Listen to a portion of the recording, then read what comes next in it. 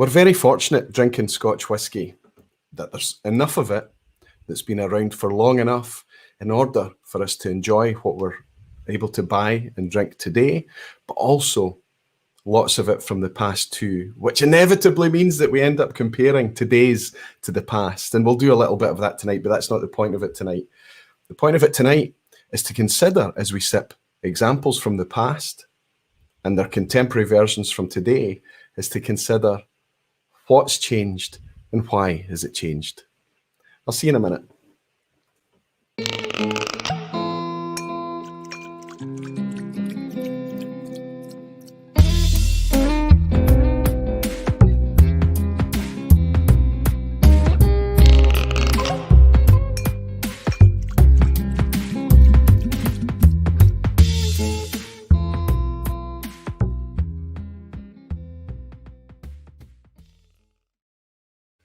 Hello, whiskey folk. Hello, everyone. Welcome to Thursday night. Welcome to the vPub. Hope you're all doing very well. So amazing to see so many of you in, even before the pub doors have opened, as always. I love the support. Thank you all so very, very much. I apologise at the outset if I'm sounding a wee bit hoarse tonight. I do have a wee bit of a sore throat. I'll just admit I was screaming at the TV on Tuesday evening. So many of you all know exactly why I was screaming at the TV. I was quite surprised how much I got into it, but never mind, it is what it is. I'm not in any pain or discomfort, but I do sound, I'm aware that I sound a wee bit different. I'm not suffering from any ailments, don't worry. Yes, so tonight, we've touched on this in the past. Quite a few vPubs in the past have touched on kind of the concepts of nostalgia, the concepts of changing whiskey, the whiskey landscape changing, production changing, distilleries opening, distilleries closing, how blends have changed. All of these topics have been touched on in different ways. What we're talking about tonight is the kind of accessible, widely available and affordable whiskies that we have today. If some of those, and indeed quite a few of them do, have older versions that we can still buy today in sealed bottles, of course, and open them today and try them and contemplate. Of course, we can compare them to their contemporary equivalent, but contemplate the timing of when that bottle originally came out. Was it the same distillery that we recognise today? Was the processes similar? And what has changed? And if something has it changed simply because whiskey is basically a chemical soup and it's just changed in the glass over time? Or is there something we can put our hands on to work out what's perhaps influenced that whiskey to change it? And then, of course, there's the biggest volatility in all of this, and that's us. We are just people. And if you're anything like me, you're a bit of a blunt instrument when it comes to tasting whiskey. Yes, absolutely enjoy it. I love it a lot.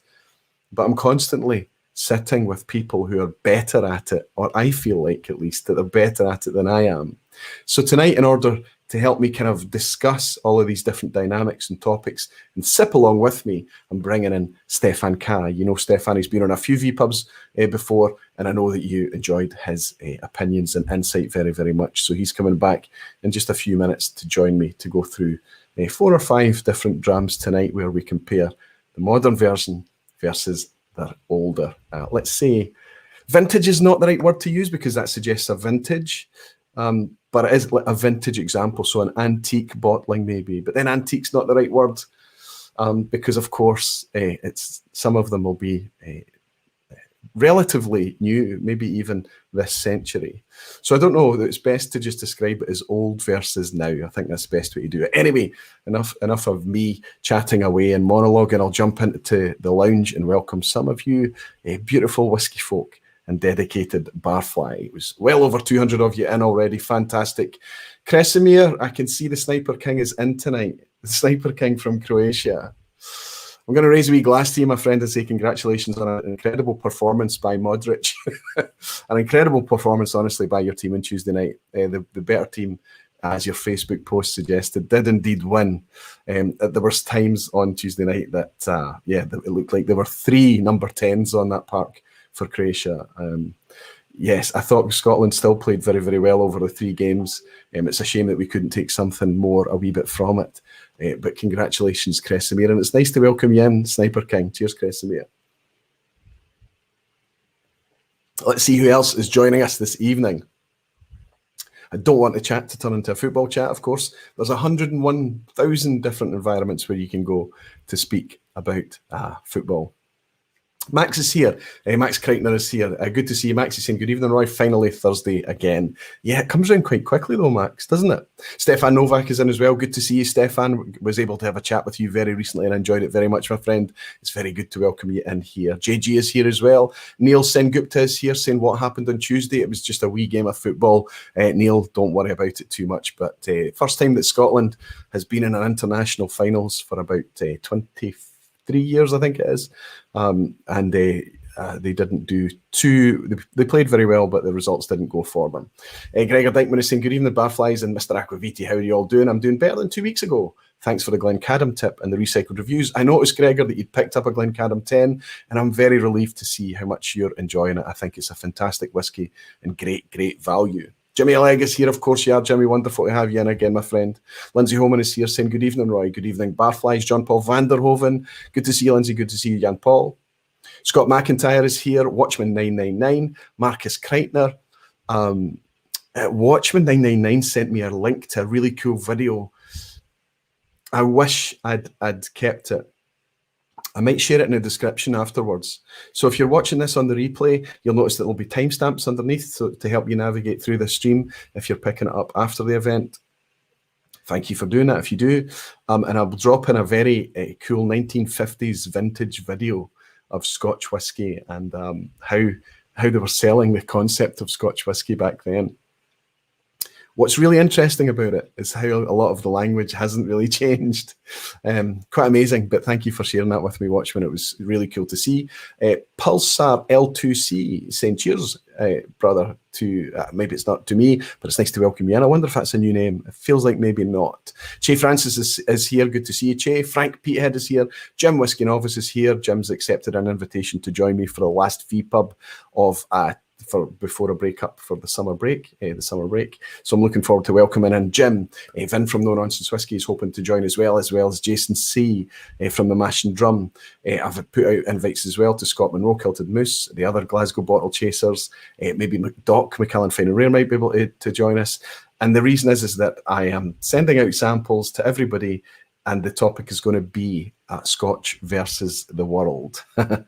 One of these interesting little things that I've put together there. These people that are participating are not on test in any way, but the whiskies absolutely fully will be on test. You might even suggest that it's a wee bit inspired by the recent football activities. But that's what we're putting together for the last vPub. I need to tell you about what's happening next week. A completely new format vPub next week. It's something I've been dreaming about doing for a long time, and we've finally managed to make it happen and come together. So next week, I will be coming to you live from the Scottish Highlands inside Tomatin Distillery.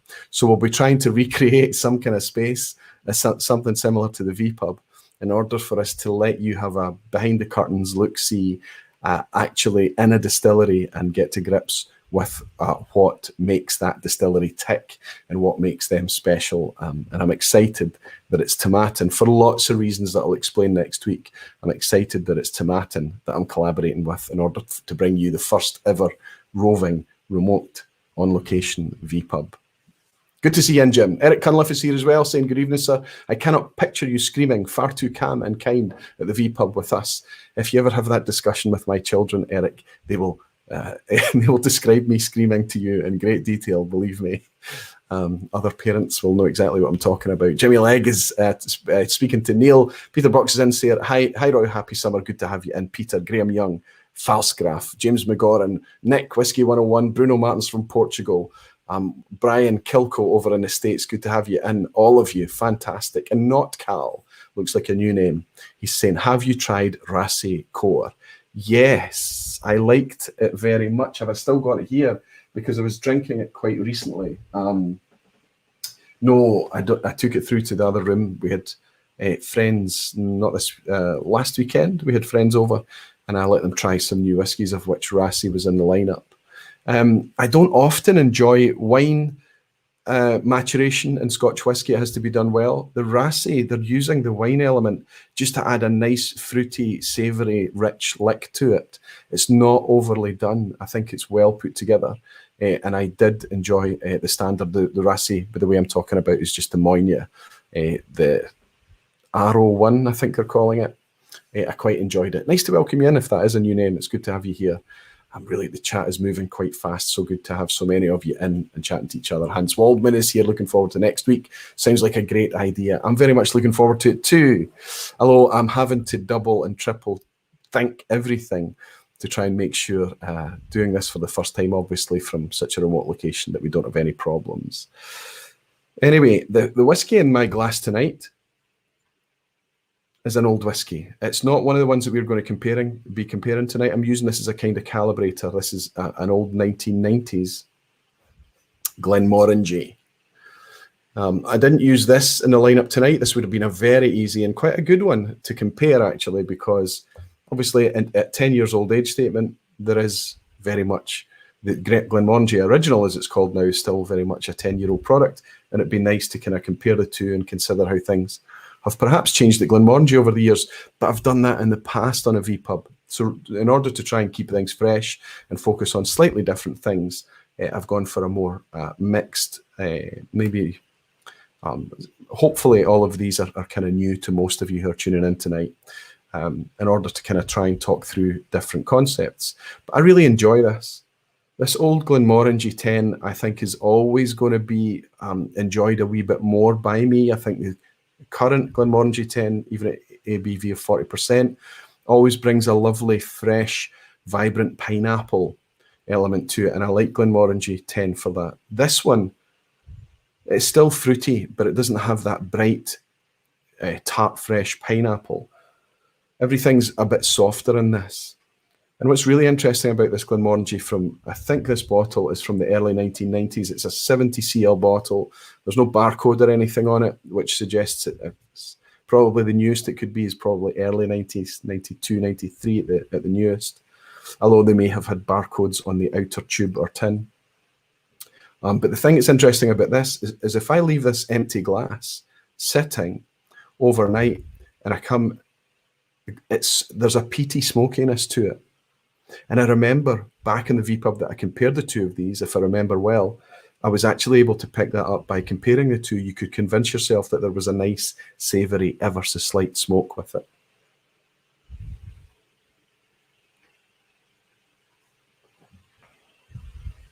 It's nice.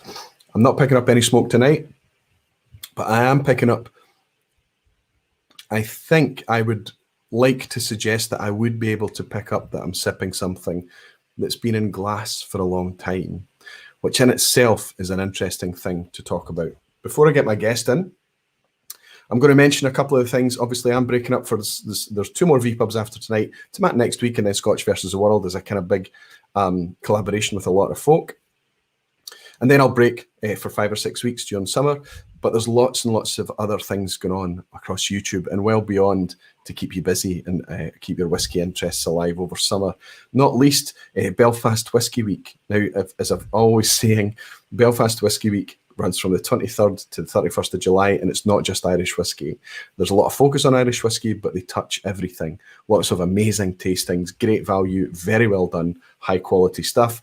I'll drop a link in the description box below. And we've also got running from the 3rd to the 4th of September, which is a wee bit later after we come back. But the tickets are selling now for the English Whisky Show as well. It's a virtual online event again this year, celebrating everything and focusing on the explosion of English whisky distilleries too. Richard Foster was behind the formation of that, and it's Paul and the team at the Belfast Whisky Week, both barflies, both friends of the vPub, and I wish them all very well in the events this year. I encourage you all to have a bit of fun with that if you can. These always seem to fall when I'm busy away on holiday or doing something else.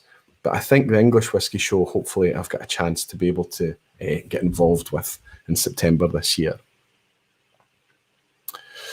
And Greg's Whisky Guide is saying it's before 2005, 2007. Roy, that's for sure. He's talking about the Glenmorangie. I think it's early 90s. I'm fairly sure. I mean, it could be a bit later.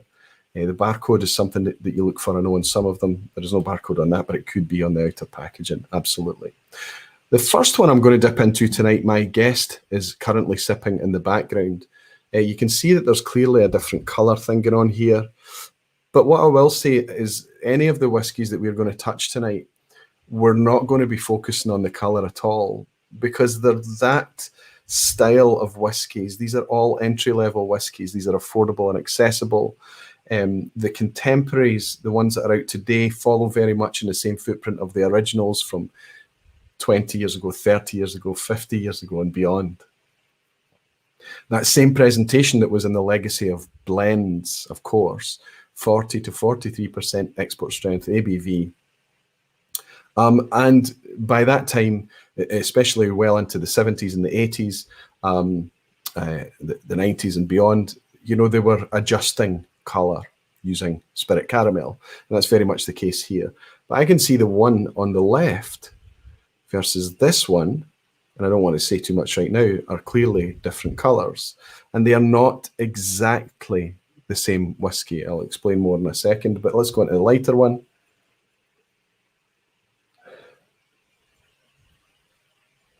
I have to say I was quite surprised by this.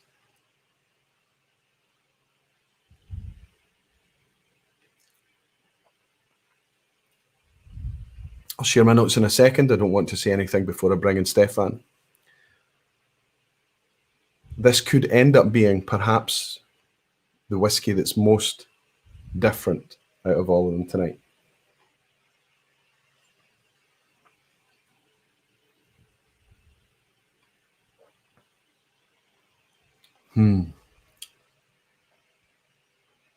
Well, I know which one's my favourite.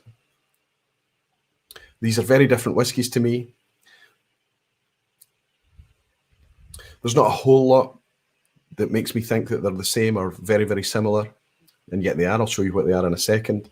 But I've sent out samples to the community so that there's quite a lot of you in here. Now, it was people who were local to me that I could get it to quickly, and it was legal for me to ship it to you as well. But I sent out little matching pairs, and this has been sent out into the community as well as another one of the ones that I'm going to share with you too, in order that some of you would be able to sip along. It's going to be interesting if you are sipping along this with us. Drop your comments into the chat. I'm going to reach out to Stefan now, see how he's doing, and if he's ready to come in, give him a wee thumbs up, my friend. He's giving me glasses up as well, even better. Stefan, so good to see you, my friend. Welcome back to the vPub. I think you're a bit of a regular now, aren't you? Yeah, third time, I think. Third time, oh. So that makes me a regular. If I have you on much more, I'll have to start to look into pensions. Yes, and things. No, but I think someone like Roddy or Savvy, they're probably in double figures already, aren't they? Yeah, it could be. It could be. Don't mention Roddy. The crowd will be screaming for Roddy to come back again. Roddy, sorry. I've got a good idea for Roddy, actually, but I'm going to reach out to him in a hope that we can have him on after the summer break. Aye, Roddy's a firm favourite as well. I have to say as well, Stefan, I really appreciate the times that you've been on before. I've really appreciated the insight that you bring. And the community have fed back to me the exact same thing. They've enjoyed listening to your take on it. And I know that that surprises you. And I know that I've talked about this with you. But it's very much the same thing I get if we're in the Whisky Club together. I know there are people that you would drink with at the Whisky Club that you really enjoy their insight and their opinion. And that's very much what I get from you, as well as so many others at the Glasgow Whisky Club. And it might not be obvious to you just by you sharing what you're getting out of whiskey or what you think about whiskey or a topic, whatever it may be. I know that it might not be clear to you, but it tells me the way you think about whiskey is even interesting to me. So it's not just a case of, sip, share, pour another. You're thinking about why things have come to be, and you're thinking about the context and the history and all of these interesting things. And I think that when you share these things, this is what I find interesting. And this is why I reached out to you with these whiskies tonight. Is this the type of thing that interests you? Oh, yeah, certainly. Yes, I think I was lucky. I haven't been in whiskies as long as it would be really good to have been able to try the interesting things for not that much money, but just long enough to still have the chance to get my hands on some older bottlings. nothing too exciting, because now looking back, I was stupid. I should have just thought, what, 50 pounds for this? That's far too much money. Yeah. But looking back, I never should do this. But in our club, well, Tam from Scotch Whisky Auctions, which is the local and one of the biggest whiskey auction houses, he was a club member and for a long time. And I was a member then already when he set up the auction in a tiny shop with 100 bottles each month, and it was really tiny. And at the time, just because of this, I got interested. So I'll have a look and bid on a few things. And I walked home with some old bottles, but nothing exciting. But that's as we do now, the old version of something standard now. Yeah. And I never wanted to pay more than what the modern one costs me. So this is 35 pounds for the modern one, so max 30 on the old one. I'm not going to pay more. Why would I? It's an old one. But still, that allowed me then to try an old, I don't know what, even old Springbanks, standard Springbanks, old 10s, but that's for the same price. So therefore, it was easy access for me in that way. And there were other auction houses and other people running tastings with old whiskies, and that got me interested because they were so different. In spite of being the same thing on the label, a 10-year-old, whatever, and that was just amazing how this was different. And but now it's a bit out of reach, unless you go down you have to drink blends now if you want to be able to afford them, or some really standard ones. But even then, those will be quite tricky to get. Exactly. I mean, we can't get a hold of modern Springbanks, let alone vintage Springbanks or old Springbanks now. And I think that's quite interesting, because one of the huge things that's going to have changed tonight as we talk through these whiskies is the whole whiskey landscape, the buzz about whiskey and the demand for whiskey and these types of things. And back in the day, one of the privileges that we have, honestly speaking, is that maybe it's blends, maybe it's standard accessible bottlings that we are going to taste tonight. But we're very fortunate in whiskey that there was a lot of it around for a long time, and it's stable enough, more or less, for us to be able to drink things from many, many years ago. Mm-hmm. So we're able to do these almost silly things to think that you could pick up something that's been in a glass bottle since the 1980s and compare it to its contemporary equivalent and decide whether it's got better or worse. It's almost nonsensical when you process the thought, and still we are drawn and fascinated to do it, right? Yeah, and it's a very comforting thing with spirits, with whiskey in this case, that they are stable to some extent, and that if you don't put them into the sun or into whatever, you put the bottle away, and your grandchildren can drink it, and it will be still there and drinkable and good. And that's kind of also, I like that with wine. I'm not a wine drinker at all, and people tell me about wine, and it appears I like a good wine if someone gives me a glass. But all this, you have to keep it so many years, or you kept it too long, and then it's corked, and I don't know what else. This always scared me a bit. You have to find the right moment. Oh no, timing. With a whiskey bottle, you put it into a dark and cool place and leave it, and it will be fine in 10 years and in 50 years. That's comforting. Exactly. And it is very soothing, isn't it? The idea that you don't need to be too upset about it. And one of the caveats I'm going to frame this whole thing tonight with, some of them are freshly opened. The majority have been open, some of them for a long time, like 2 years or more.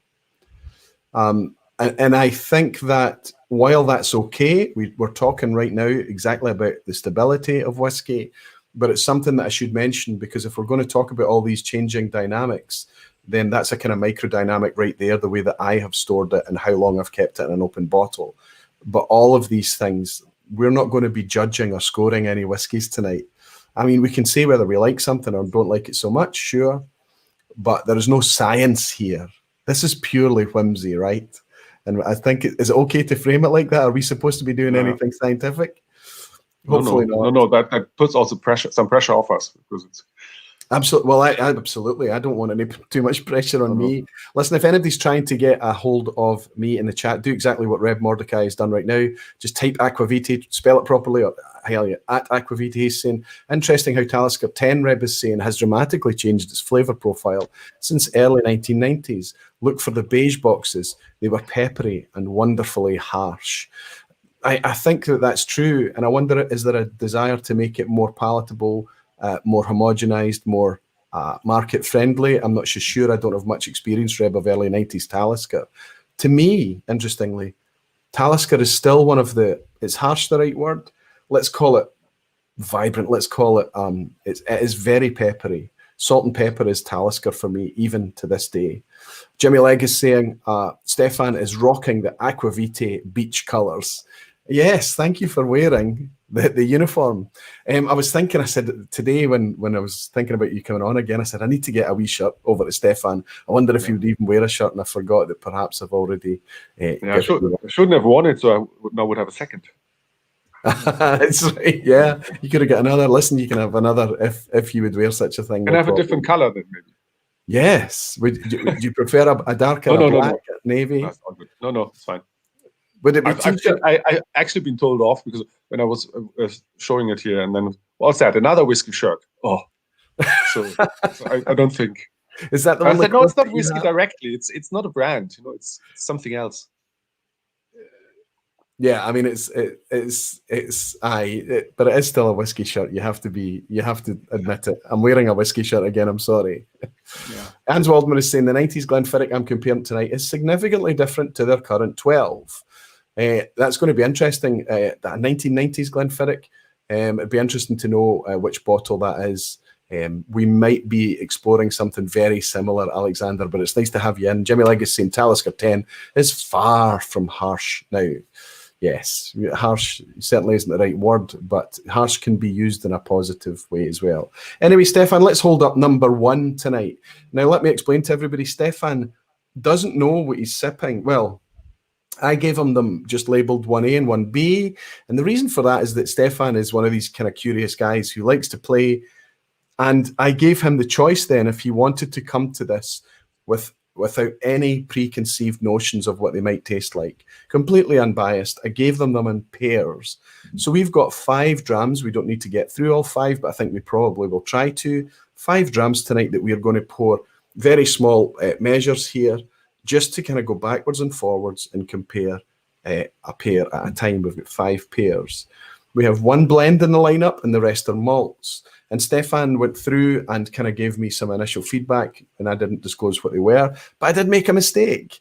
I posted on Instagram. I made the mistake. Maybe. No, it was me. I posted on Instagram what they were. Now, Stefan, I thought, isn't on Instagram, so it's going to be fine. But there's a toggle on Instagram that will automatically share it to the Water of Life, the Aquavite Water of Life page. It did that, and Stefan, it came up in his feed, and he spotted some of the whiskies and immediately glanced away thinking, oh, that's maybe what we're having tonight. But that doesn't matter because Stefan is not on test here. It's fully just to discuss the whiskies, and I left it blind in case Stefan wanted to do it blind. But you still don't know what number 1 is, do you? No. I have suspicions, but I think, though, what is important for all those sets, I knew, well, we had A and B for all those, so I know that which pairs belong together. It's not completely random. 10 whiskies, then good luck. So I know that these 2 belong together. I know which ones they are. And I know one is old and one is young. So one is a recent expression, one is an old expression. And so this already helped me a bit. And I found interesting to see. And I have a judgment on each pair, which one is old and new. Well, although who knows whether I'm right about that one. Although I'm quite confident with that one. That's I found interesting. I would be surprised for you to get that wrong, and that in itself is an interesting point to start with. How are you able to tell then from the glass that one is playing like a modern, contemporary, fresh bottle versus an older version? What is it that you pick out? Yeah, I think in this case I would say B. So the second one is the modern one. Is that correct? Already wrong. Absolutely. B. Okay, it's good. B. So yeah. there are 3 people drinking this in the chat tonight. I sent these out to Neil Cochrane, Andrew Pierce, Simon Ray, Lee J. Brown, Helen and Andy, and Alistair Gray. And 3 of you are sipping this, what we have right now. And what else do you think? Yeah. So I think, and that's what I noticed in the second one. There's a vibrancy, maybe, or something more, a certain freshness, or something as if you, and more, let's say, much intenser nose. Not necessarily a better one, but more intense. It's just much more into the nose, and it is. And I noticed with this one, and with a few of these others, where I think it's the newer one, maybe more oak or something a bit more oak driven, more vanilla. and more fresh oak, young oak. These savory things you get from virgin oak or free toasted things. So a lot of oak. Not in a bad way, but you don't get this in the older ones where it is. I don't know where that ever was there, but it certainly isn't there or not as visible or smellable in nowadays. Whether it disappeared over the years, mellowed in the bottle or something. But I think that's the fresh oak is always something that for me, and it might be a characteristic of modern whiskey. I don't know. I think it's almost like I imagined that we would get to this discussion point much further down the line, but that's interesting. No, it's interesting that you bring it up right now because I agree with you fully. Also, an interesting thing along with that oakiness, that more kind of wood or casky style profile, the alcohol, despite the strength being the same in most of these comparisons, or certainly within 2 or 3% ABV, the alcohol is more forward on what I believe the younger one here is as well. Would you say? Yes. That's.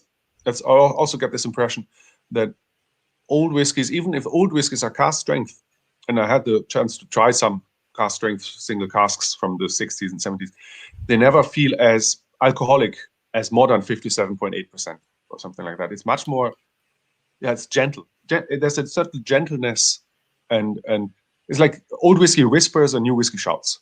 That's a bit cheesy, but it's a bit like this. And by old, I mean old versions of something. So the first thing I'll say, this is the vPub. Cheesiness is not only allowed, but it's welcomed. Okay, so don't worry about it at all.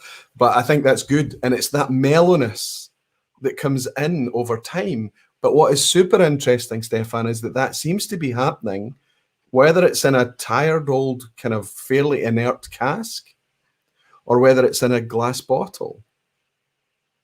It's an interesting thing to park. So what would you say out of these two whiskies, you think that B, which is slightly a lighter colour, you think that is the modern one, the contemporary one? Yes. And the darker one, and I think it's incidentally dark, by the way, is the older one. Yes. And I think there is a much more kind of integrated roundness to the older one. You might even venture as far as saying, this is me speaking, not Stefan, I would venture as far to say that the older one would easily parade in certain company as a malt. You could convince people that it's a malt, when in fact I can share that it's a blend. And I also think that it's more difficult to pick out defined flavors and tasting notes because everything's a little bit more softer, rounder, integrated. Whereas the lighter one, it's very easy to pick out that burst of fresh vanilla. I mean, it's really quite a floral, sharp vanilla.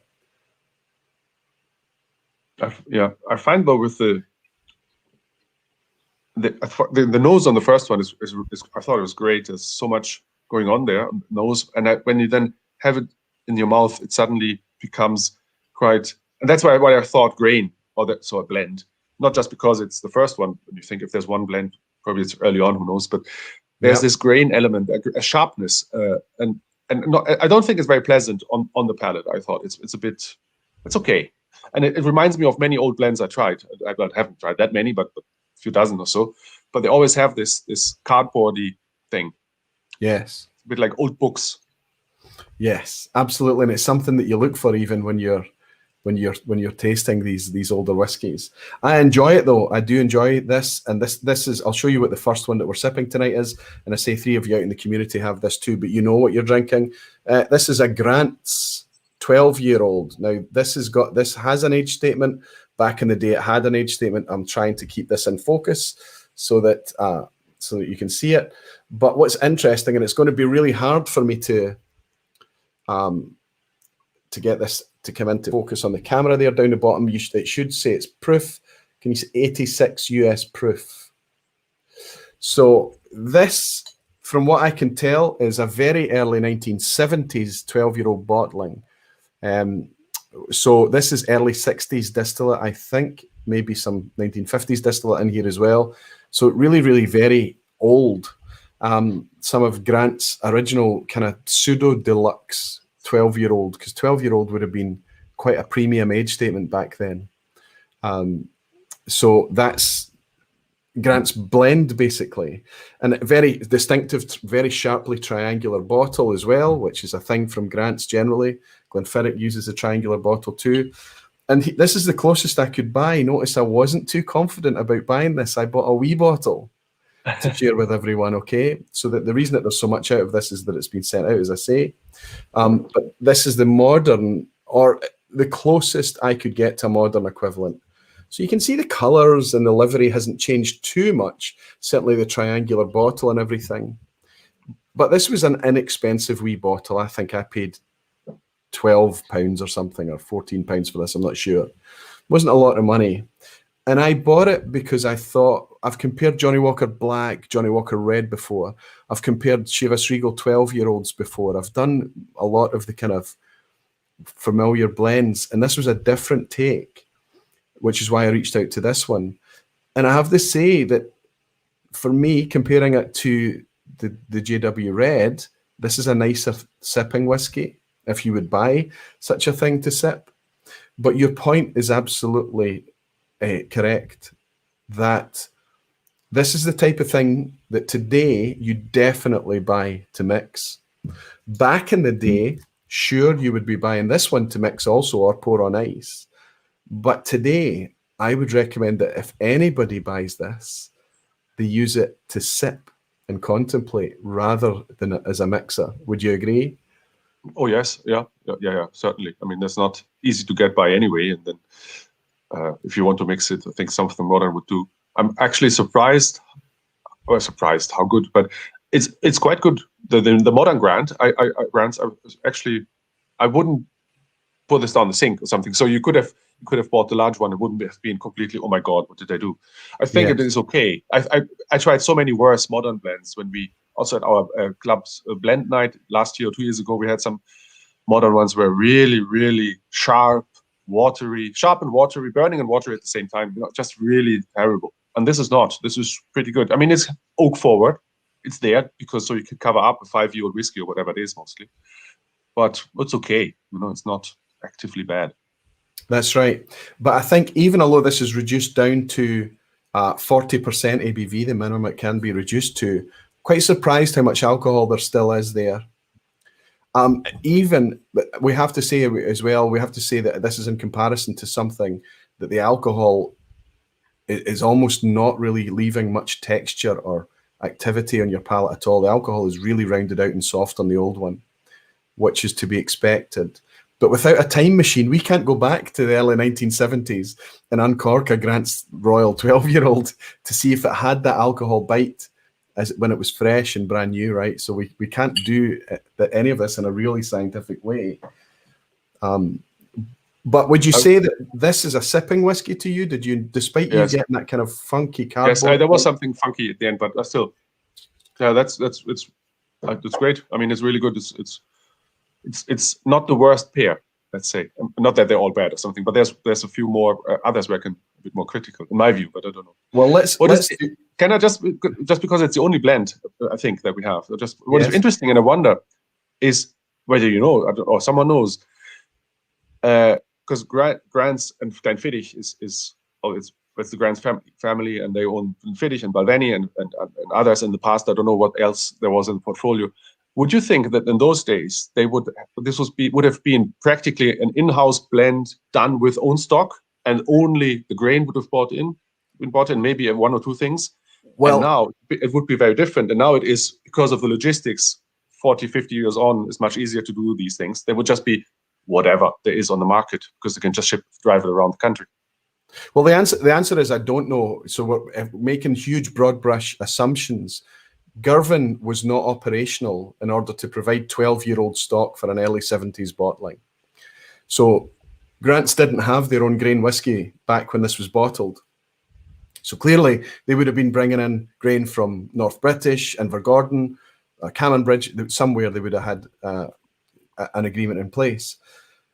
I think, sorry, what was the other point you asked for? No, but then the malts, because they have malts obviously in their own company.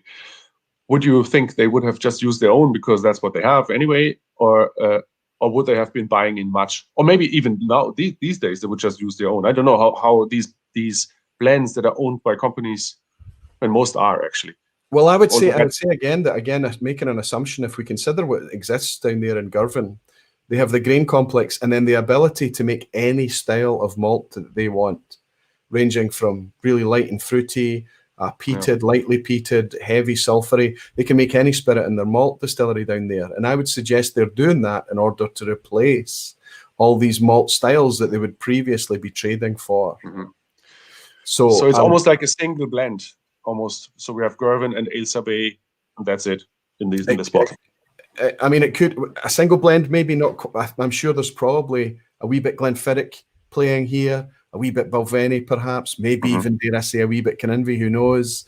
But most of the majority of the liquid in there is going to be Ailsa Bay is the malt element of Girvan, of course, in Girvan.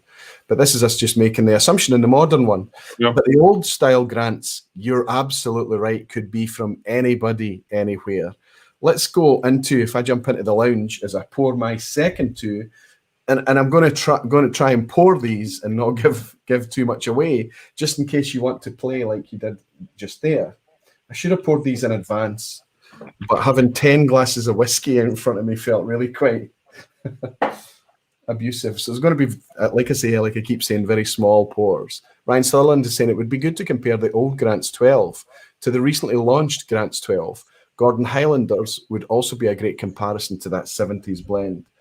That's right. I mean, I wanted to, you're right, there are going to be points through this evening that somebody might be able to say, oh, well, that's pretty close, Roy, but you could have got a wee bit closer. Maybe only that one, actually. But it's not just about, and I'm going to keep, laboring this. It's not about comparing two and deciding that one is better than the other, because I think it would be very safe to say that if you could only choose one to drink for the rest of your life, are you going to take the old school stuff or the modern stuff? Most of us is going to say, give me the old school stuff. So we don't want to focus too much on that, because there's a lot of things at play there. The fact that the whiskey's changed over time in the glass and the bottle, the fact that automation, homogenization, efficiency, tightening of the tolerances in terms of new make spirit and everything has changed over the years. And we have probably changed over the years as well. So this is not scientific. This is just interesting. So number two, Stefan, what's your gut feel about number two? I didn't like it, basically. It was the weakest pair, if you take the average of all pairs, if you want. And now that you say that the first one was a blend, but this one isn't, obviously, because there's only one blend. It's interesting that for me, the worst pair is this one. Well, worst, the least exciting one. And I found particularly the first one, very watery, thin. Watery is maybe wrong, because it was also spirity. It was just thin. There's a thinness. So in terms of mouthfeel, and it was just a bit lacking a lot of things. Yeah. Yeah. I wasn't really, and this one I wasn't so sure about which one's the new one and the old one. Although, if I had to choose, then I would say B is the old one. You're absolutely right. B is definitely the old one. It's incredible to me again, as this is both of these are remarkably similar, right? It's all apple to me, and it's tart, sharp apple. Both of them, but the first one is I think you're right in saying it's thinner. The first one is sharper. The apple thing is the first thing that hit me. So A.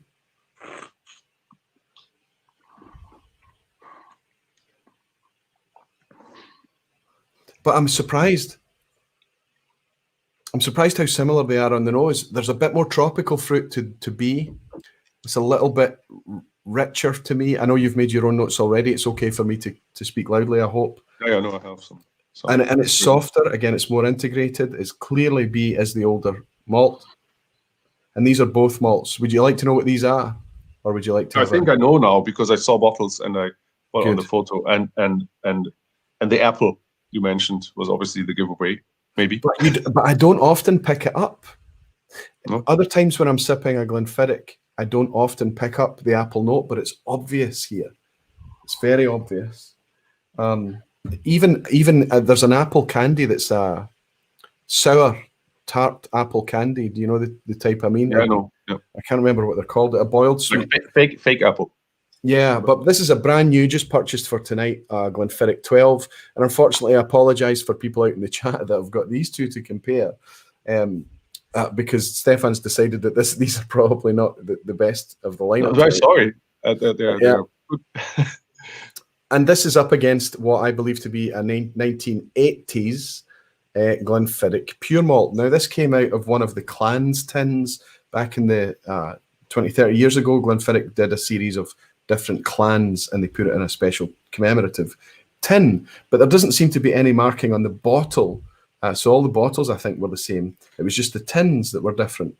This is a 75cl British. There's no tax stamp or anything on it. This is a UK released bottle. So it's 75cl. It must be pre-1992, I think, because of the EU homogenization. It says 86 US proof on it.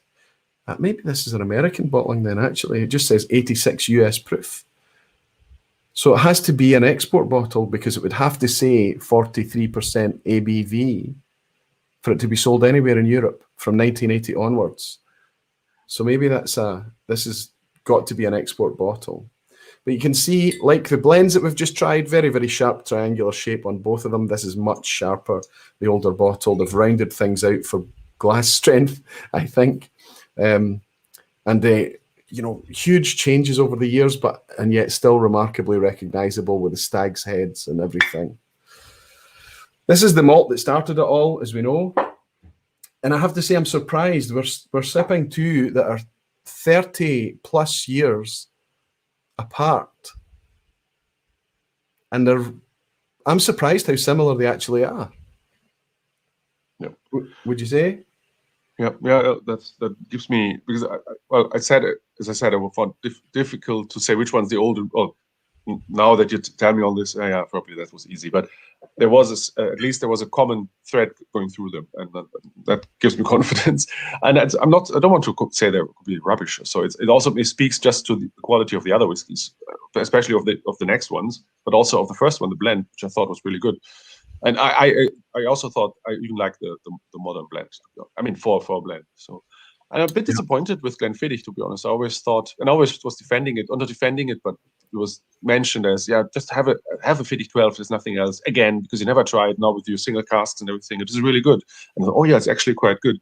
And now I was a bit, underwhelmed, let's say. But. Yeah, I think it's interesting. And I think for anybody that's been watching the vPub for long enough, I'll talk at length about Glenfiddich 12. Listen, use it to start a flight. Understand that it can still be a great whiskey. If you go to someone's house and they only have Glenfiddich 12, by the third glass in, you're going to be declaring it the best whiskey you've ever had, and all of these things. I hope one of the conclusions we come to tonight is that unless a whiskey has been mishandled, we're not going to have anything that is overtly bad, I don't think. There are maybe whiskies and malts out there that we could have reached to that could have been really interesting, ones that are not liked by the community at large. Mention no names, they're obvious to us all. But that's not what we've done. I've reached for whiskies that I actually quite enjoy. And then it goes both ways. There are some, because are always better, and that's not always the case. And obviously it depends on bottlings and so on, but there are clear examples of where whiskey got a lot better. And it's not where the 70s and 80s stuff is really, really poor, or even more recently. And you some of the, I think, more prominent expressions that you keep talking about, things like Tobermory, for instance, which I think you mentioned, which used to be really, really questionable, and now is great whiskey just by changing a few things to filtration and so on. And so not everything that is from the 70s and 80s is great. So there's not always one direction. Yes. So, yes, I mean, Tobermory is one of those kind of distilleries that has been overhauled. Interestingly, like its stablemate Deanston, If you try any Deanston from the 80s, the 70s, the 80s, even the 90s, I would try it before you buy it. It would be my advice. But anything from around about 2000, 2002 forwards, buy with impunity almost. I mean, obviously, it's always better to try before you buy whatever you do, or go on a recommendation of a friend or something. But it's interesting you mentioned Tobermory. So Glenfiddich is probably the weakest of this lineup tonight. Yes, I think so. Looking at my note of what's coming up, yeah, I think yes, it is. But it's also part of the lineup. Probably quite fair, because I mean they're all you call them entry-level bottles and so on, which are maybe, but they are good versions of entry-level bottles. All of them. You probably could have. And if you have something like this in the collection, to do an exercise like this and not include Glenfiddich 12, I think would have been crazy. Some of the interesting things on this that we'll bring up as we go through tonight, at least the last one, it just says blended Scotch whiskey. Here, it doesn't say single malt. It says, if I can get this to focus, it says pure malt. Yeah. So, I mean, back in the day, and there's going to be other examples, single malt was not always the thing that they put on the bottle. But this is a single malt. Pure malt could have also been used to describe blended malt back in the day. So, I guess that helps age the bottle a wee bit as well with that descriptor of pure malt on it. I feel the same as you. I don't think either of these whiskies are particularly bad. I don't find them offensive in any way. And it's certainly neither of them are poured down the sink. And in fact, I would go as far to say that I still enjoy very much the older one. And I like the slightly tropical side that it has to it, the softer side. And again, the alcohol is more dialed down. Or let's say the harshness is more dialed down. The Whisky Influencer Tim is saying, I almost always buy before try, and he's rarely disappointed. And Tim, I think that's where you are. You're in New York as well. It's going to be tougher for you to, unless you can get to bars, I guess now things are opening up again. You have the ability to sip things first. But not everybody everywhere, including even myself, I don't always have the ability to try before I buy. So a lot of us are relying on each other as a community for recommendations. And Neil Singupta is saying, good night all. Early start for me tomorrow. Thanks, Aquaviti and Stefan. We'll watch the rest on catch up. Thank you, Neil. It was nice to welcome you in. I hope you do enjoy it in the catch up. And Helen is saying, Andy's poured a dram from a 90s export bottle of that Glenfiddich. Was also my late dad's. Weak would be a good description. That's a wee shame as well. So, I mean, it depends, a lot of these things, it can depend on how long it's been open, but I can tell you that Glenfiddich of mine has been open for a long time, at least a couple of years. So, and I don't think it's necessarily suffering from being open. I can't say for certain, but it's still the better of the two. You would agree the older one is clearly a better experience. Yes. Yesterday I went, when the football was on, to calm myself. Congratulations, by the way. Well, thanks, because we'll be the last win of this tournament. Because I mean, not because of England, just because it's a very shaky team. Which they might have a good day or might have a bad day. So, but lots of nerves there. Oh yeah. No, Germany has the ability to turn it around, and who knows? One game can be complete. One game can be like A, and the next game can be like B. So you wouldn't recognize that it's the same whiskey. It's the same distillery, A and B. Exactly. And that's what it is sometimes.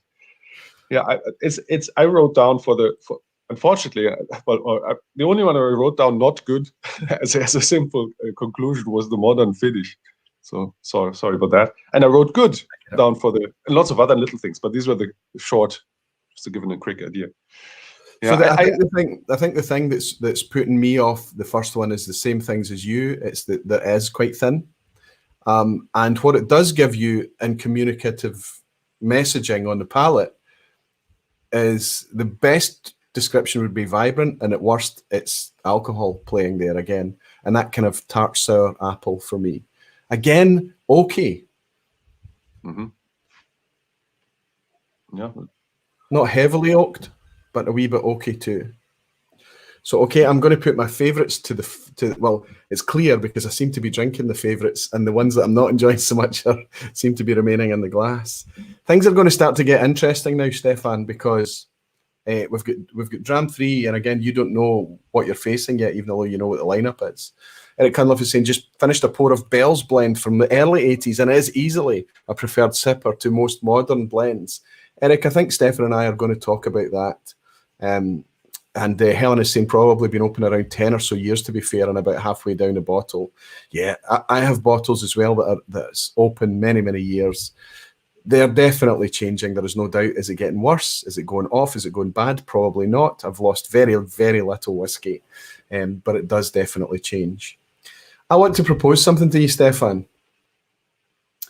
If we are moving towards, I hesitate to use the word premiumization in whiskey, that means that the malt whiskey that's being made and is mature now, because we're getting huge capacity increases, lots of new distilleries are opening, but they're not caught up yet. The mature stock is building, it's becoming more and more.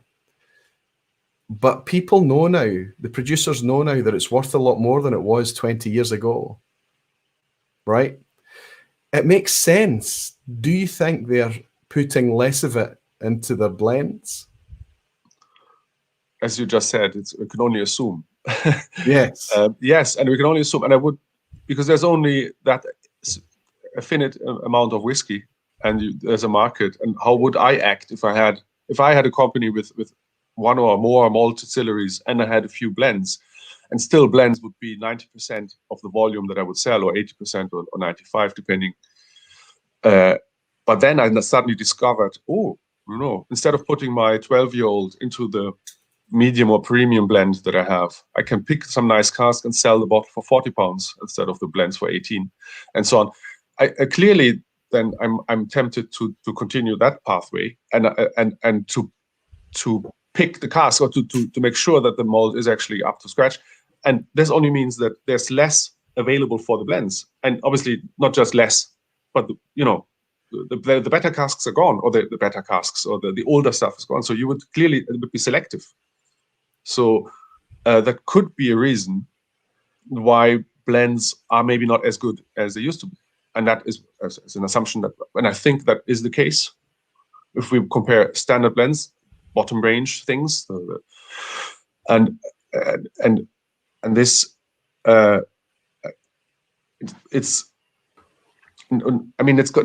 connected to and we had a chat about this earlier, and I think it's connected also to who are going to sell this blend to. Blends, when they were 95% of the market, were used as mixers and they were sipped. There were lots of sipping blends, particularly the 12, 18-year-olds, the premium stuff, the Shivers, whatever, the various upmarket Johnny Walkers. They were, but then the sippers, your target market, moved on to malts. They're not sipping your Shivers 18 anymore, and even not even Black Label, Johnny Walker Black Label. So why would you then? Why? So if it's not sipped on its own and it's used as a mixer, you can get away with much more, or with, let's say, with much less quality. So I think that could be another factor in this, in why the quality is potentially going down, because there's people who are drinking it are not really don't care as much as the original premium malt blend drinkers. I don't know any former premium blend drinkers that now moved on to malts. So I was just assuming that. So I never was in the blend market, in the blend drinking segment. I moved straight into malts, and that's where I am. But again, if we put our business caps on, and we own a distillery, and we have access to grain from 3 years and whatever age the grain is, and we're putting together something that's essentially, we know it's going into a market where it's just going to be a whiskey flavor that's going to be filled with some kind of mixer or something. And then we have a demanding, impassioned, knowledgeable, enthusiast market out there who are willing to pay more and are chasing flavor and experience engagement. What are we going to do? How are we going to divide up our stock? It makes sense. Blends are also interestingly flat. The growth is 1 or 2% here, then 1 or 2% drop, and 1 or 2. Generally, year by year, blends are fairly flat. They're still doing fantastically well. They're taking the product all over the world, but I don't think the growth is there. And I think that the money comes from the blend, but not by margin, but by sheer volume of sales. That most of it is this entry level product. So I know what I would do with my good mature stock, my better casks, my interesting stuff. I certainly know what I would do. Somebody's bought me a dram, don't want to miss it. It's Alistair McPhail. Good to have you in, Alistair, as well, from currently sitting in Eastern Africa. Hi, Roy, and Barfly Pals. Very busy here in Ethiopia, but I'm loving the friendship on the vPubs and the Facebook page. Slanchava. Slancha to you, Alistair, as well. I love having you as part of the community. And it's interesting.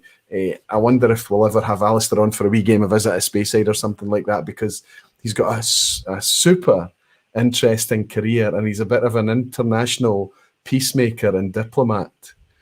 We should Google our friend Alistair. He's quite a man. Quite a man. What incredible stories.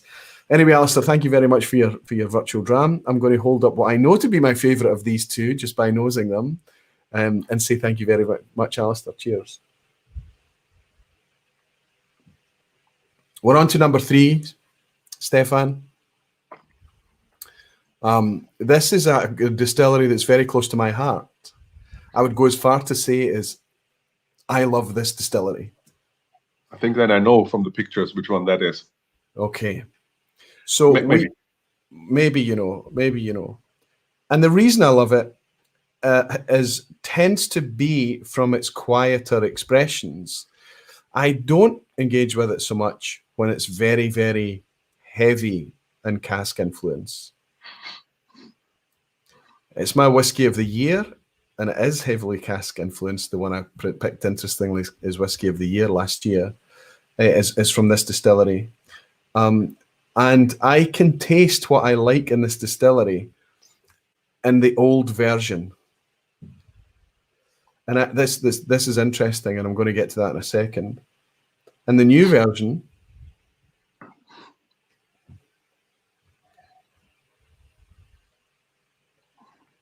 yes, this is a different malt. It's a different whiskey. And if we talk about distillery character and distillery style, while I might not be able to pick it out blind very often, as soon as I know what I'm sipping and I search for it, it's very easy to connect with that thing I'm talking about. What do you think about number 3? One of my favorites of the set. And I would say A is the modern and B is the old. It's always 50-50 chance that I'm right. Is it? Absolutely spot on. Good, yeah, but good. I think it's also, I think it's clear, but it's not blindingly clear. I think you could potentially make a mistake here. But again, on the newer one, we've got that very okay. Yes, that's the thing. Yeah. I have this. Okay was the first word I wrote down for the modern one. But it's great whiskey. This one is not, there's not the dominant flavor, and then what else is there? It's not. But still, B has much more depth, and I wrote down orange peel, mineralic. Is it mineralic a word? Actually, yes. It's a good. It's so nice to hear somebody who I respect tasting whiskey to make me know that what I'm tasting is not smoke and mirrors. I think it's fascinating. Good. So when I taste AnCnoc, this is Knock Do's distillery, most of the time, not so much on the 18 because it's much more cask influenced on the 18, it's much more sherry profile. But on the 24, where it's a mixed, on the old 16, it's discontinued, and lots of the other expressions, you get this lovely, and it's not chalky mineral, it's like stone. It's like licking a stone, or it's really difficult to describe, but it's like when there's stoneworks, when they're cutting stone with these saws, and then this dust comes up. That's what I mean. Absolutely. And I think if you sip these two, it's obvious in this older version of AnCnoc, but in the newer one, much more of the cask is almost working as a bit of a smother there. It's blanketing it a wee bit. It is there, especially if you sip it in contrast to other malts. You can still get it, but it's fantastic. You had that. So you had orange peel and mineral. Yeah, that was your notes. Well, I didn't have any very detailed ones, but that's all. And I also wrote both very good but different. so whatever that means. But I enjoyed them. I thought this was really. Well, I'm gonna talk to you about these in a second. Jimmy T568 has bought me a dram from the States, and he said, "I've just finished my malt whiskey collection and focusing on Scotch. My first Scotch besides the Walkers is the Glenlivet 12. Oh my goodness, awesome. Well, we might be exploring that a wee bit tonight, Jimmy. So if you're able to sit tight and stay tuned, you might hear us touching on our friends from the Glenlivet up in Speyside a wee bit later. But these two are interesting to me, as I say, because I still think that despite this being a 40% malt whiskey, this is 40% ABV, this is very entry level. I am drawn to this because it's different. I think it offers something a wee bit different from a lot of entry-level malts out there. It's kind of doing its own thing. I was a wee bit surprised at the oakiness of this. This is a brand new fresh bottle. I've only shared it with you, myself. It is much more first fill bourbon. We don't know. Could there be some virgin oak in here? We don't know. It doesn't taste a lot like virgin oak, honestly. Tastes like first fill to me, but more casky, more palatable, more sweet, more rounded. And it comes across as that kind of oaky, vanilla type thing. This one, again, is 40% ABV. But along with the mineral thing, we've got lovely, soft, tropical notes here. This is stone fruit and peach, melon even. Did you pick up, what was your tasting notes for the second one? No, I only had the orange peel. I mean the bee, yeah. So as a fruity element. I didn't write anything sophisticated. I mean, I was in your tasting note vPub a few months ago, and I didn't do very well there. So I always find it difficult to find these. It's much easier for me, I think, oh, I remember that. So I think that the smell and taste memory is quite good for me to say, oh yeah, that tastes like this and that. That's, oh, not even, I can't even give the name. And this, and then, oh, this is Tobermory, of course it is. But what is it? I don't know. What should I say there? I don't know. I can't find. Then someone says, I don't know, says something mineral, or even says, I don't know, apricot or whatever. And then I thought, oh yeah, of course. But also not necessarily, not just suggestion. When it says someone says strawberry, I thought no, certainly not. But it's just I can't find the words, and it's not a thing of not being a native speaker. It doesn't. I can't put, and I know others who have the same problem, which are really good in saying this is clearly can say, oh, this is Caol Ila, this is Ardbeg, clearly no problem. And yeah, what's different? Tell me the words. I don't know. I think that's exactly what the tasting notes vPubs are about, to encourage that communication, because it's difficult. You taste the thing. Everybody tastes everything, but isolating it and articulating it is a different skill altogether.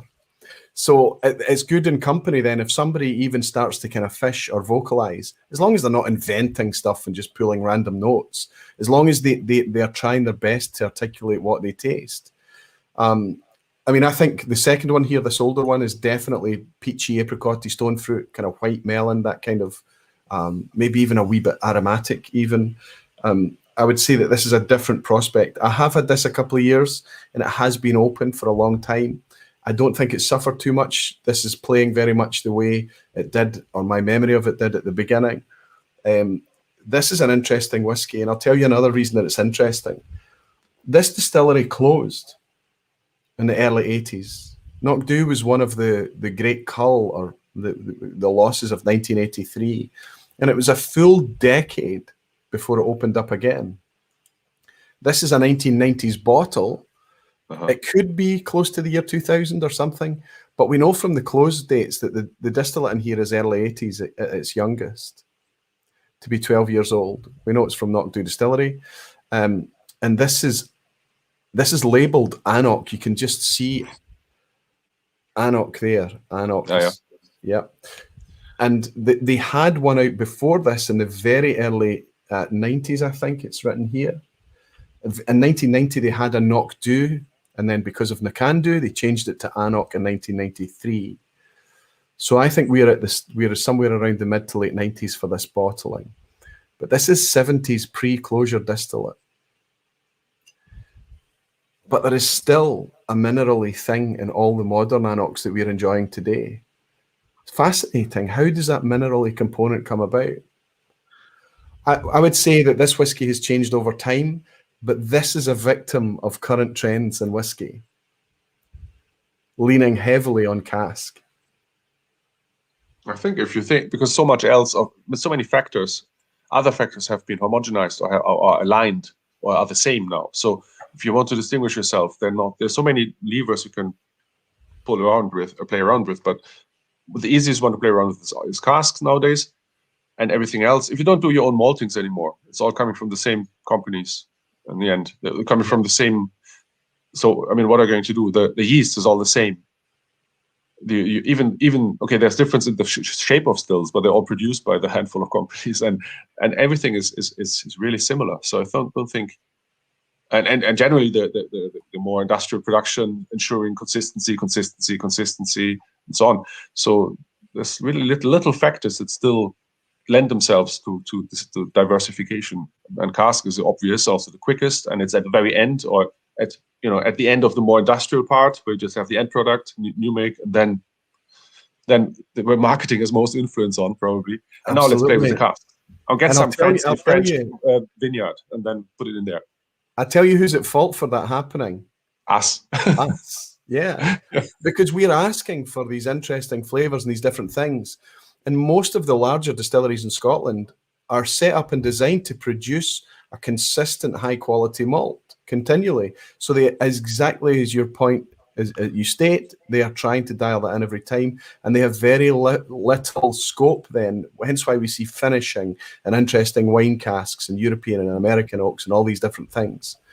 But also, these distilleries, they are still involved in cask trading, where they need to provide the same product on an exchange basis or a contract basis, whatever it may be. Whereas the newer distilleries that are coming along, they're configured with all these valves and different things in place. They can change fermentation times. They can change their mashing regime. They can change their distillation, their cut points. They can track it and change it very quickly, very easily, and rely much less on casks for their variety, because they are not going to be doing a lot of cask trading.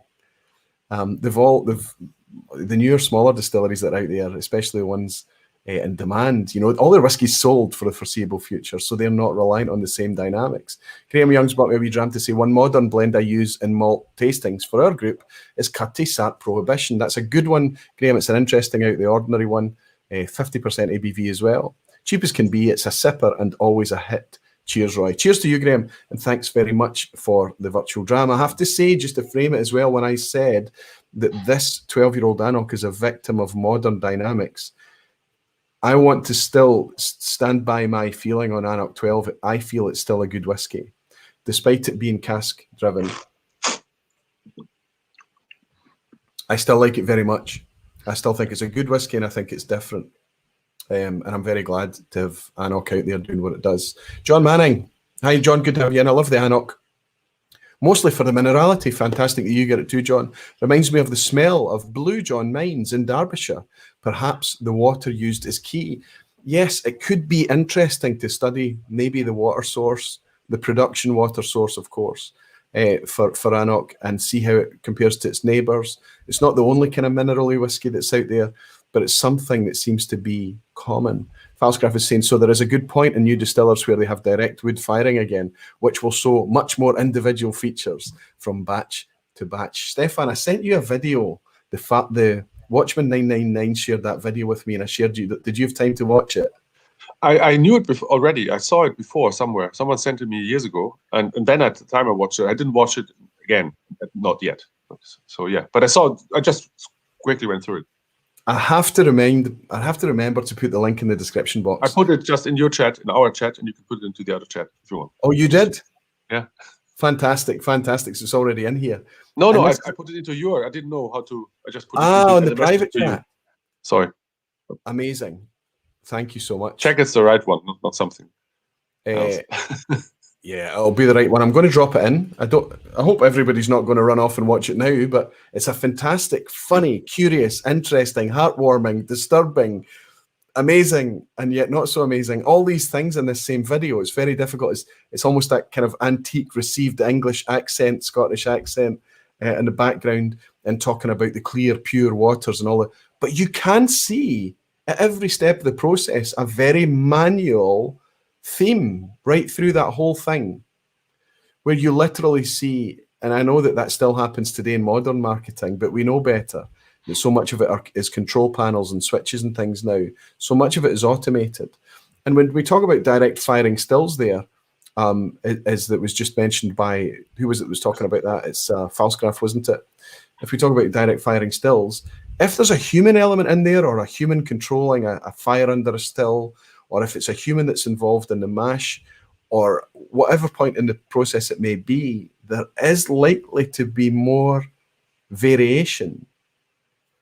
Was it you that was making the point of the consistency of modern whiskies? Yeah, versus variation is polite for mistakes, is it not, in a way? Yeah, variation is polite for mistakes. It's because, I mean, if you have the machines, the computer is set at what what your output is, what it should be, and it set it all up. No mistakes are happening unless something goes wrong. But that's fine. So while if a human does this and it's instead of, I don't know, after 3 hours turn the temperature down by 20%, I don't know what, and then the human forgets, that's not going to be good. And or just because of this happening, it's not suddenly becoming a fantastic legendary batch of whiskey. It might be absolute rubbish, undrinkable. Or I don't know, because there's a reason why it was set at whatever rhythm of temperature.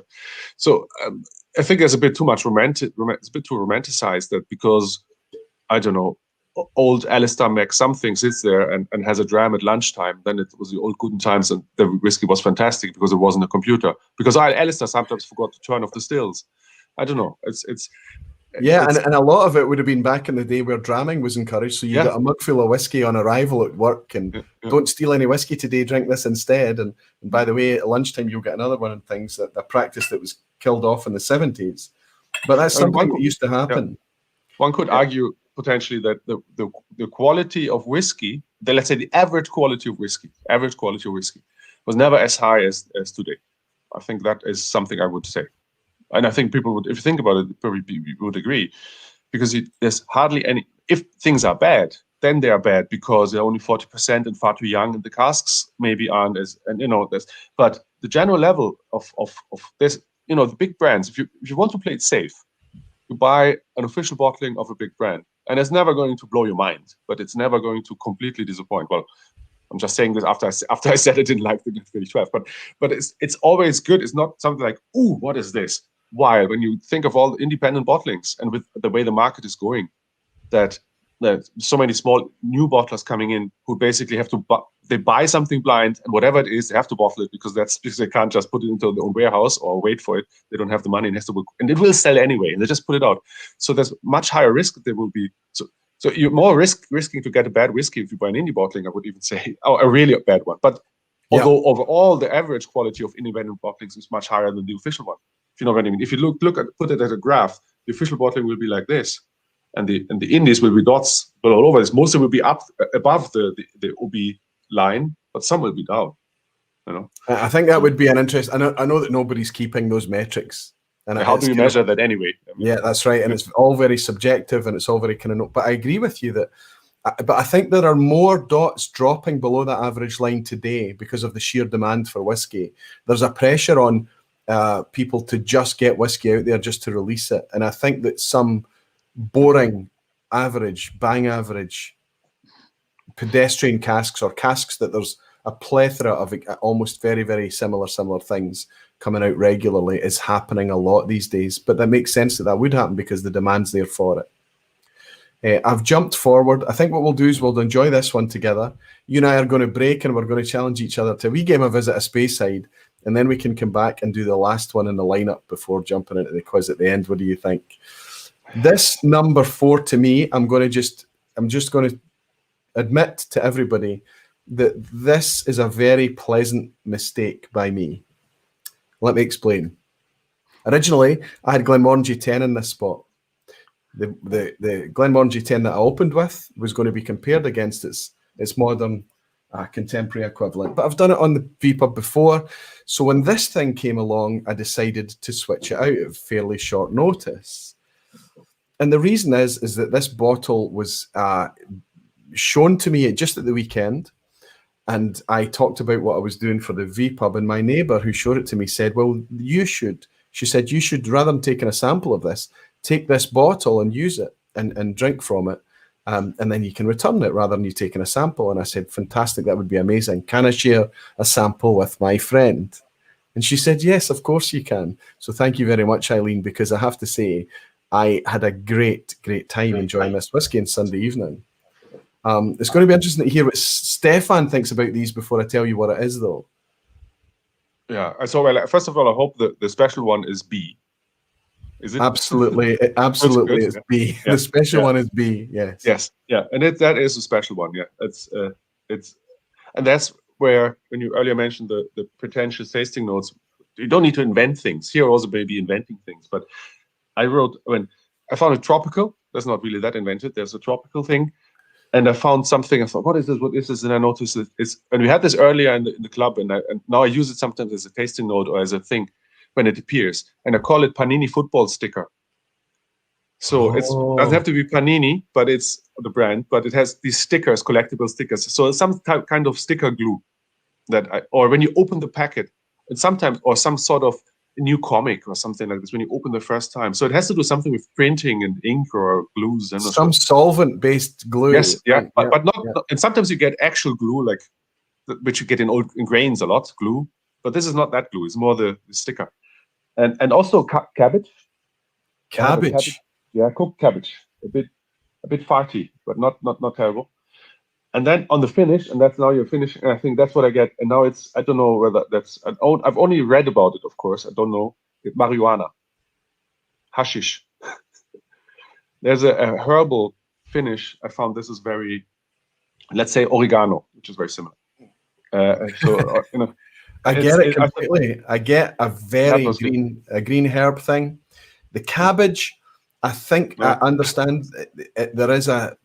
There is a fainty off note there that I would put down to, for me, it's a little bit of OBE, an old bottle effect, or some kind of slightly fusty old note, but it's very in keeping with the rest of the glass. It's the rest of the whiskey it's all part of the experience. The tropical thing, absolutely, that's what I was getting. And also a nice kind of drying, if we say minerally, yes, but not as much as the AnCnoc on the finish. This is the type of whiskey you want to go back and sip and back and sip. And it was the one I was the most parsimonious with. I apologize, I didn't fill the bottle, but it was because it didn't belong to me and I knew I was going to drink it again tonight that I wanted to be careful with it. But I'll tell you what this is, and then you'll know what modern equivalent is. It's a Glenlivet. But I want you to read what's on the label there. Yes. Yeah, unblended all malt. Unblended all malt. Now, this is very old. You can tell by delivery of this. It is 12 years old. It has an age statement here. It's a UK bottling, a British bottling. It is 70 degrees proof, which is 40% ABV. This is imperial proof, so 1.8, I think, is more or less the multiplication factor. 70 degrees proof on here and 26 fluid ounce bottle. So this is very old. This is the newest this can be is mid-70s bottle. So early 60s, mid-60s distillate in here. And I think the profile fits exactly with that style of whiskey. I'm going to give this back. Of course I'm going to give it back, but I'm going to miss it. Once it's empty. No, this is the last glass I'll have out of this tonight. She gave it to me in good faith. Eileen, thank you so much. I know you don't watch the vPub, Eileen, but you're just across the road. I'll bring it back over to you. It's a treat of a whiskey to be able to enjoy. It really is. However, if you're surprised by the quality of the modern equivalent, which I am,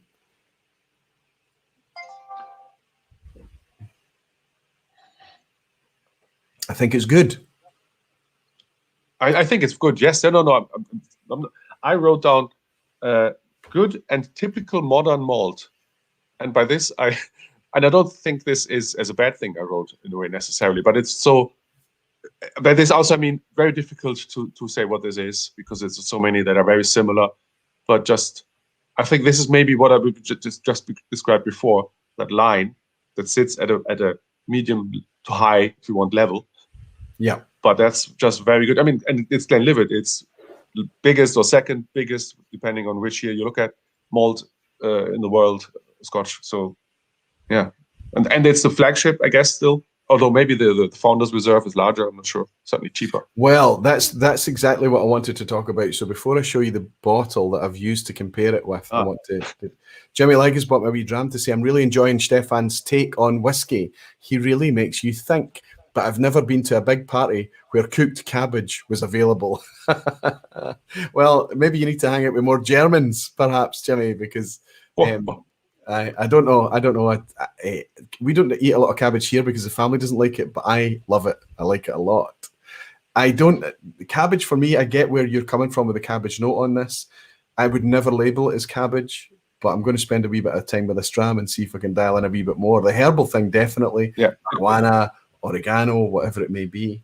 But it wasn't surprised. The top of my list. It wasn't the top. It was the top. It wasn't the top. The cabbage. It wasn't the most prominent. It was just an interesting afterthought. Let's say. Yeah. And the modern equivalent, I think, depending on who you were serving it up to, it could potentially be one of their favourites. It was still quite tropical. It was still quite a fruity thing to me. So Glenlivet, you're kind of looking for that apple and pear thing, aren't you? And yeah, it's there. But I think there's more to this. There's more fruit in this one. But I'll tell you why. I have tried a very recent bottle of Glenlivet 12, and I did not want to buy it for this comparison. That's how off-put I was by the latest branding of Glenlivet 12. I did try the Glenlivet illicit still because it was higher ABV, 48% ABV, 12-year-old age statement, a much better presentation, and I did like that a lot. It is a modern malt, but it's good. The modern Glenlivet 12 I didn't enjoy. I instead cheated a wee bit and used the before the rebranding, the slightly older Glenlivet 12. So I've had this wee bottle of Glenlivet 12 for a few years, and I was saving it in order to compare it to when the Glenlivet 12 came back again. I think that's why I have this. But when I tried the newer Glenlivet, it was like this Glenlivet 12, sorry, Glenfiddich 12 that we've had tonight, but it was thinner and it was sharper. And it just, for me, I know it's 12 years old, I know it's single malt, and I know I talk positively about Glenlivet 12. I'm glad that we have it. But I was left so wanting that I decided I couldn't buy a bottle for this. I felt like, in any case, it was swapping out the Glenmorangie. The only reason that this one has been brought in here is because Eileen gave me this early 1970s one that's come in at the end, and I'm very glad to be able to try it. But I think that in the case of Glenlivet, where they have moved to non-age statements, there is no doubt that that's simply an issue of they had no stock. They couldn't fulfill the demand for the 12-year-old age statement, so they had to move to Founders Reserve and other tactics. Now that they've caught up with the stock again, we can know that everything inside that modern Glenlivet 12 is absolutely 12 years old. And it's not great for me. If you're a lover of Glenlivet 12 and you're out there and you love it, I couldn't bring myself to buy it. These two in front of me tonight are fantastic. Just when I don't know whether you were already in the club, Roy, when the Founders Reserve was replacing, I think for some time, we're probably replacing the 12, and there was no 12. Yeah. Then we tried them next to each other in the club. So we bought both of them. And we tried also a few other pairs, and I can't remember what else the other pair was. And we did them blind. And it was in the Bonaccord, and I remember then hands up, who liked the first one, who liked the second one. And the surprising thing was that was even, I don't know, let's say 13 for the first, 14 for the second, and I can't remember. So it was really, oh, look. And I also, and they were different. I can't remember the details, but I remember how they were different. And I would understand why some would enjoy the Founders Reserve and some would go for the 12. At the time, I was a bit disappointed because we were there ready, sitting there to slag the new Founders Reserve off. And look how great the 12 is, and how absolute rubbish the fun. Wasn't the case. We're all a bit disappointed by that. So, but there you go. But I think what's interesting is the Founders Reserve is a huge success. Huge. Because they've been able to keep their brand going, and they've been able to put out a good price point whiskey there at a younger age, and they've been able to put it together using casks, influence, or whatever they've been able to do, and convert people into malt through. There are people that message me regularly to say, somebody just bought me a bottle of Glenlivet Founder's Reserve a couple of years ago, and I've been on the whiskey journey ever since. So we can sit where we are, Stefan and Roy, right now, and we can drink these amazing whiskies and compare it to the whiskies of yesteryear and all the amazing whiskies that we have the privilege of tasting through Glasgow's Whisky Club. And we can sip a Glenlivet Founder's Reserve or a modern Glenlivet 12, and we can be dismissive like I've just been.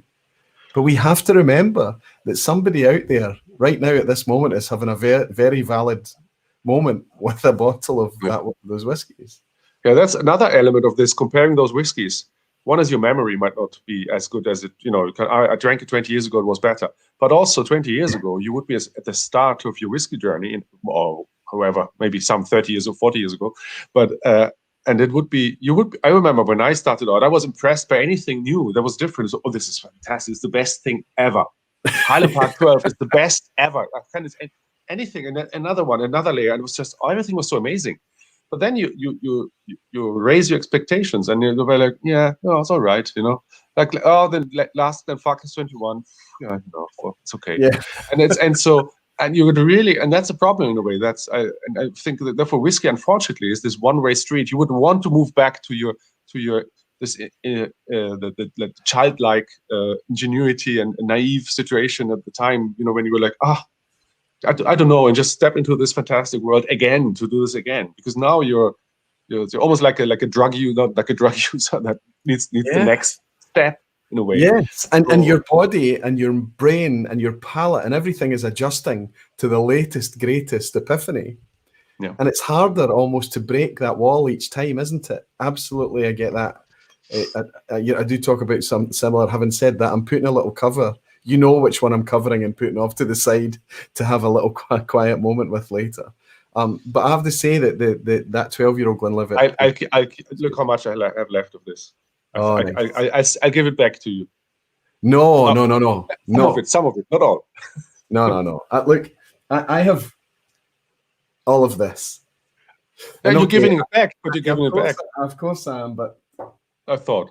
But don't be giving me the back. You enjoy that, please. Consider it the only way I can pay you a fee.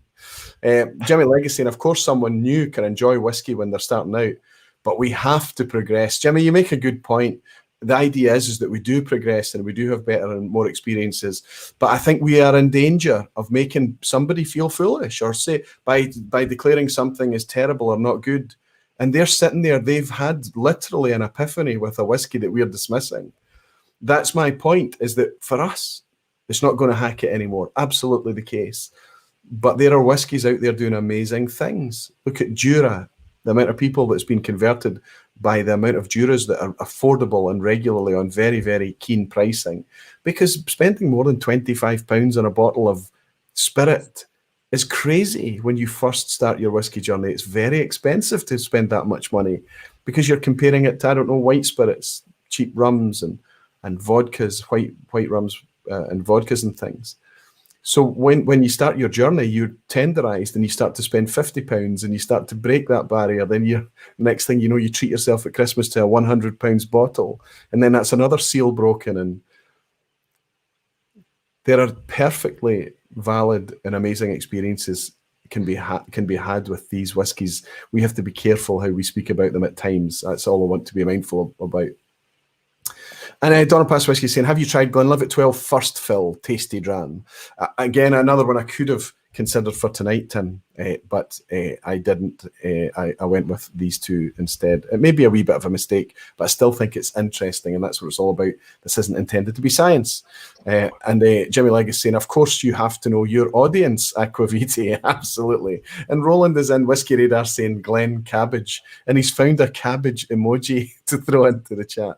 And Jerry Miller is saying, yes, a shout out to Jura, a very nice affordable range of bottles, again, that gets widely panned by the whiskey community, but it's doing a very good job of converting people and bringing them into the sector like so many of its peers do.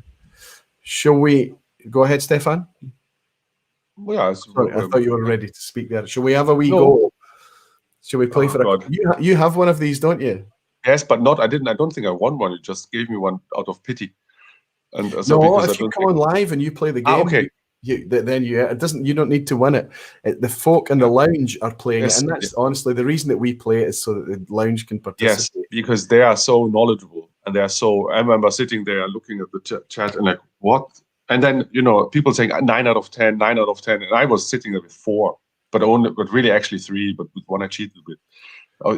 That's not the Speyside one, the quiz at the end, but generally the knowledge is scary. I never fail to be surprised at the knowledge and the experience, and that's when Jimmy likes talking about knowing my audience. I have to be very careful how I say some things sometimes, because I know that so many things I say, people are out there screaming, "No, you've got it wrong! You're making a mistake," and things, because they know. And Daniel Williams has bought me a dram to say, "It's not science, it's whiskey, damn it." Thank you very much, Daniel, and thank you, Jimmy Legg. Thank you for your drams. Cheers. Okay, we're going to play backwards and forwards this time. And I have a bottle so that I can be the target for one, and you have a bottle so you can be the target. Do you want... I'll do the guessing first. I'll try and guess your bottle first. Yeah? Okay. Okay. So what do I know? And I hope I can answer all your questions, but I hope so. I think you will. I think mine, for when I answer, I can cheat in case I don't know. Yeah, you're absolutely allowed to cheat. That's in fact. But I think yeah. So good. It's actively encouraged, Stefan. Absolutely. So let's. Everybody knows what this is, I hope by now. So many of you, if anybody's new in here, if you're in here live, you're playing to win yourself one of these wee glass toppers. It sits on top of your favourite tasting glass, whatever it may be, and covers your dram. It just keeps the aromas in, it keeps bugs out, and it helps kind of prevent cross-contamination if you're sitting having a flight and things like that. I've actually started to use them quite regularly, and you'll see on that wee special Glenlivet that I have is topped in a way to the side. I don't want it evaporating too much now. I want it to sit, and I can enjoy it a wee bit later. You see, the sniper coin that we have here can only be won on playing this, but you can win it in the lounge. If anybody wants to come on and play this live, by the way, I know that some folk have been getting in touch with me recently to say, "Oh, I'm on the list." Yes, there is still a list, and it is still active. But if you're interested in participating, send me a wee email, whisky@aquavita.com, and I'll add you to the list, and we'll get you on to have a wee game live if you're up for it. I'm handicapped now, Stefan. I don't get 10 questions. Because I was winning it too easily, and I tended to win it often on the very last question. So I've been handicapped to only get 9 now. So let's start. I've got 10 questions. You can only answer yes or no. And I'll just start by asking, I'll go with the game name as I always do and say, Stefan, is it a Speyside? No. Ooh, is it a Highland? There is only a yes or no answer. Yes. Okay, I feel like, is it an island? No. It's a mainland Highland. Okay. Is it one of the big 4? By big 4, I mean, is it owned by Grants, Edrington, Diageo, or Pernod Ricard? Yes. Ooh. If we put Dalwhinnie in the center of the map, is it south of Dalwhinnie? Yes. I expected that question, so I prepared for that one. Fantastic. Okay, it's south of Dalwhinnie. There's a lot south of Dalwhinnie, though, honestly speaking.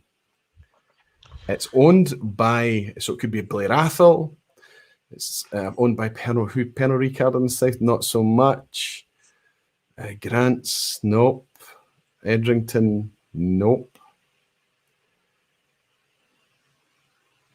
Okay. Is it owned by Diageo? Yes.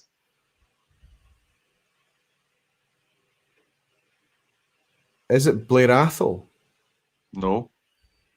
Looking good now, eh? I thought it was. I'm suddenly. At least I could fail completely on this side. Looking good, you say? No, looking good that I'm almost got you. I mean, looking good for you. yeah, of course. Yeah. So we're south of Dalwhinnie. We're in the Highlands. Is it Oban? Yes. Is it Oban 14? Yes. Oh, There you go. So we pull it back. Oban 14, 43% ABV, right? Yes. Well, this one is it is 43. Yes, I think they're all. I'm not so sure, but this one is a liter bottle, and it must have been travel retail. Well, I would think it was travel retail. It was a liter, and must have therefore also been quite old, because I suppose for many years now the travel retail open is the Little Bay. I don't think there's 14 in travel retail anymore. And this was auction. I bought a few oldish opens, and these are old enough that I don't think they have the classic malt. That's right. That's an older back label. Yeah, you tend not to see the standard ones in travel retail. You're absolutely right. The non-age statements of the travel retail now. Travel retail 10 years ago used to be great hunting ground. Now not so much. It's hard to find the good stuff. But Oban 14, I think, is still solid, 43%. Some of the Diageo classic malts are 40, such as Cragganmore 12. I think it suffers a wee bit from that. Some of them, Talisker, are higher at 45.4, isn't it? So Sid Martin, it looks like I'm looking at Sid Martin may have, and it won't be his first. Jerry Miller was early as well. Andrew Pears looked like he was early, but it looks like Sid Martin might have pipped everybody to the post there. So, are you feeling okay now to flip it? I just wanted to say I picked this one. I thought it's an old bottling. And this was part of the idea, in a way, an available bottling. So there's an old bottling and fits into the whole idea. It's on theme. Yeah. So, and I don't have that many. Springbank 10 and Long Row. That's probably not. I mean, I know the type of whiskies that you drink, and perhaps there aren't so many core range expressions on hand. But Oban 14 is perfect. Good.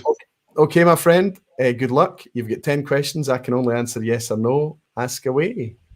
That's my first timer for this. So, is it a Speyside? No. Good. That's already something. Maybe I should follow your strategy, but maybe switch it around a bit. Is it south of Dalwhinnie?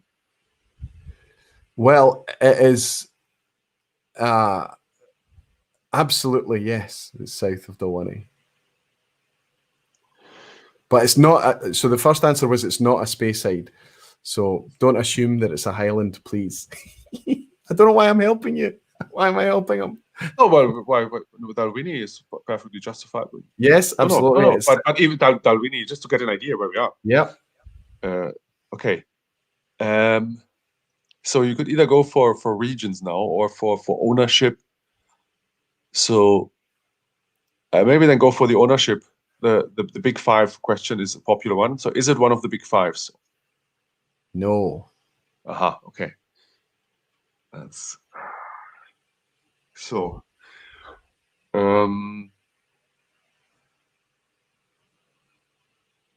Maybe another then. So I don't know what the best strategy. Don't watch this often enough to find the best strategy for these things. So okay, it's not one of the big ones. So it's more, but then there's so many small ones we still have a handful of distilleries. Let's dial in on the region. Yes, that's maybe the best one there. Maybe is it no. I mean, then, but regions, there's still too many. You can lose many questions just by getting 2 or 3 wrong regions of the left ones, and then there's only 4 left. Yeah, that's still. Then I'm down to okay. Then because of all this, is it a Campbelltown? I feel like I'm feeding you now. Yes. Good. Okay. Now, is it a J.A. Mitchell whiskey? Oh, good question. Yes, it is J.A. Mitchell. Okay, then it needs to be an official bottling, but it doesn't mean it needs to have an age statement or something. Just an official bottling. Core range. Is it not a question? Is it more a question about how the game works? Yes, absolutely. Core range. So it can't be like a society bottling. It can't be a special edition. Then okay, is it a Springbank? So is it distilled at Springbank Distillery? Can I rephrase my question? You can. Yes, is the answer. Good. Okay. And is it a Springbank? No. Mm-hmm. And is it long row peated? Yes.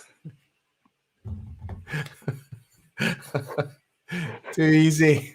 Too easy. No, but you helped me too much. You helped me too much. Here you go. Yeah.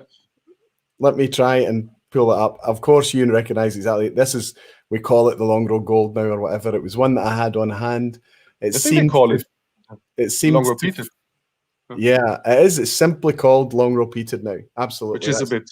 That's what it's called. Some people call it Long Row Gold. Long Row Peated. It's a shame that they got rid of the. I mean, it's still a good age. I think this is all 8-year-old or 7 or something. I don't know, but it's a shame they got rid of the age-lit ones, the 10 and the 14, which is this one.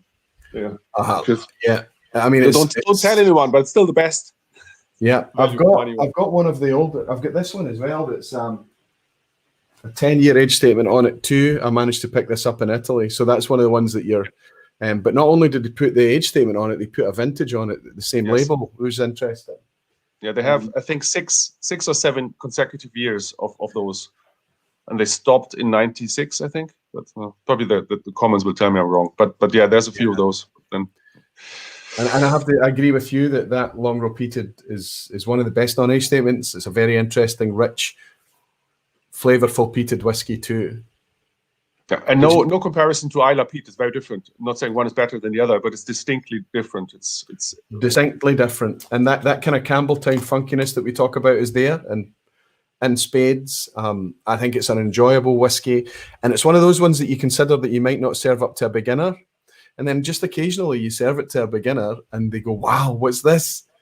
They can't articulate what they're experiencing, but it's lighting them up. Lots of us call it Long Row Nass, says Tim at Donner Pass Whiskey. Absolutely, that's exactly what it is.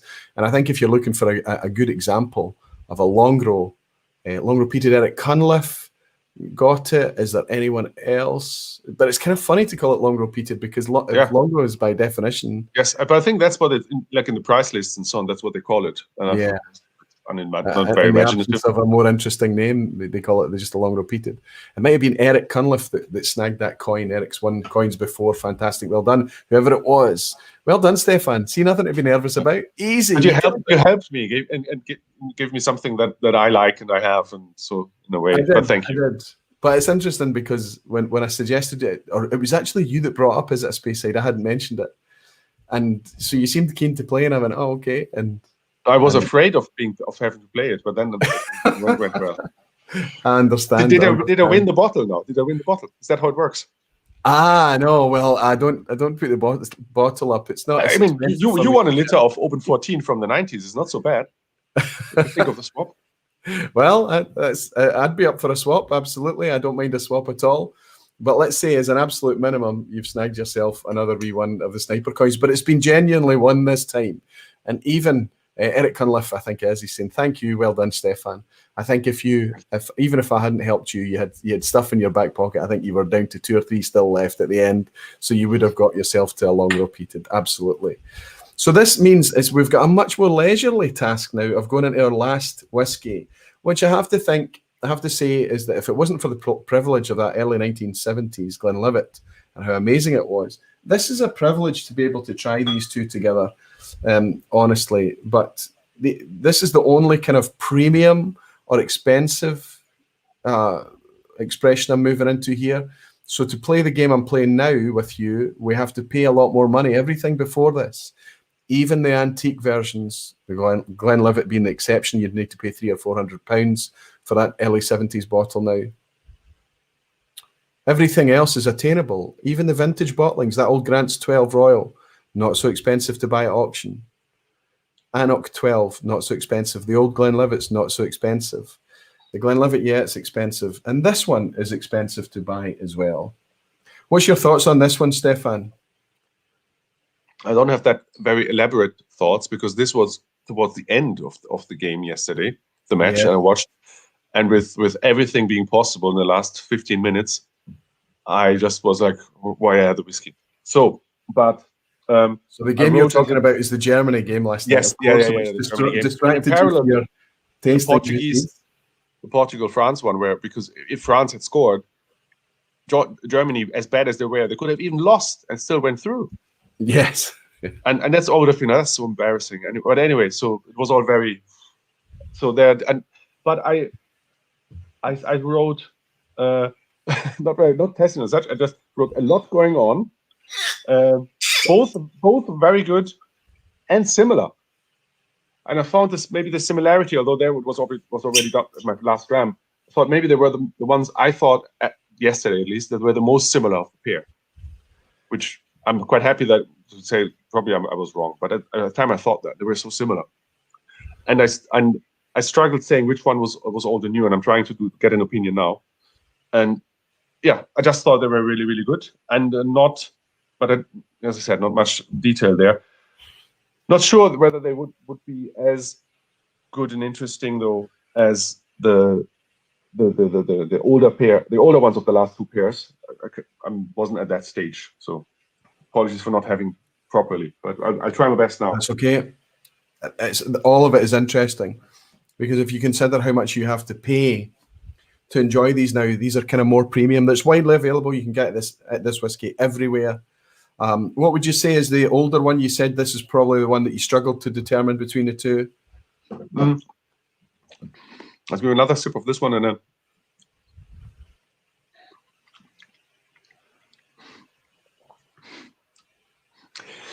then probably the first one. So A. It is absolutely. It is. And for me, I think it is different. I mean, I know what the whiskies are. I think they are. There is a DNA, there is a common connection between these two whiskies. But the first one, there's a kind of smell and it plays a little bit on the palate, but it's mostly the aroma of emulsion paint. So if you're decorating your home, the first one it's slightly solventy, but it's a softer, it's much more like a paint, maybe oil paints. And the second one, the newer contemporary one, is much more vibrant and fresh.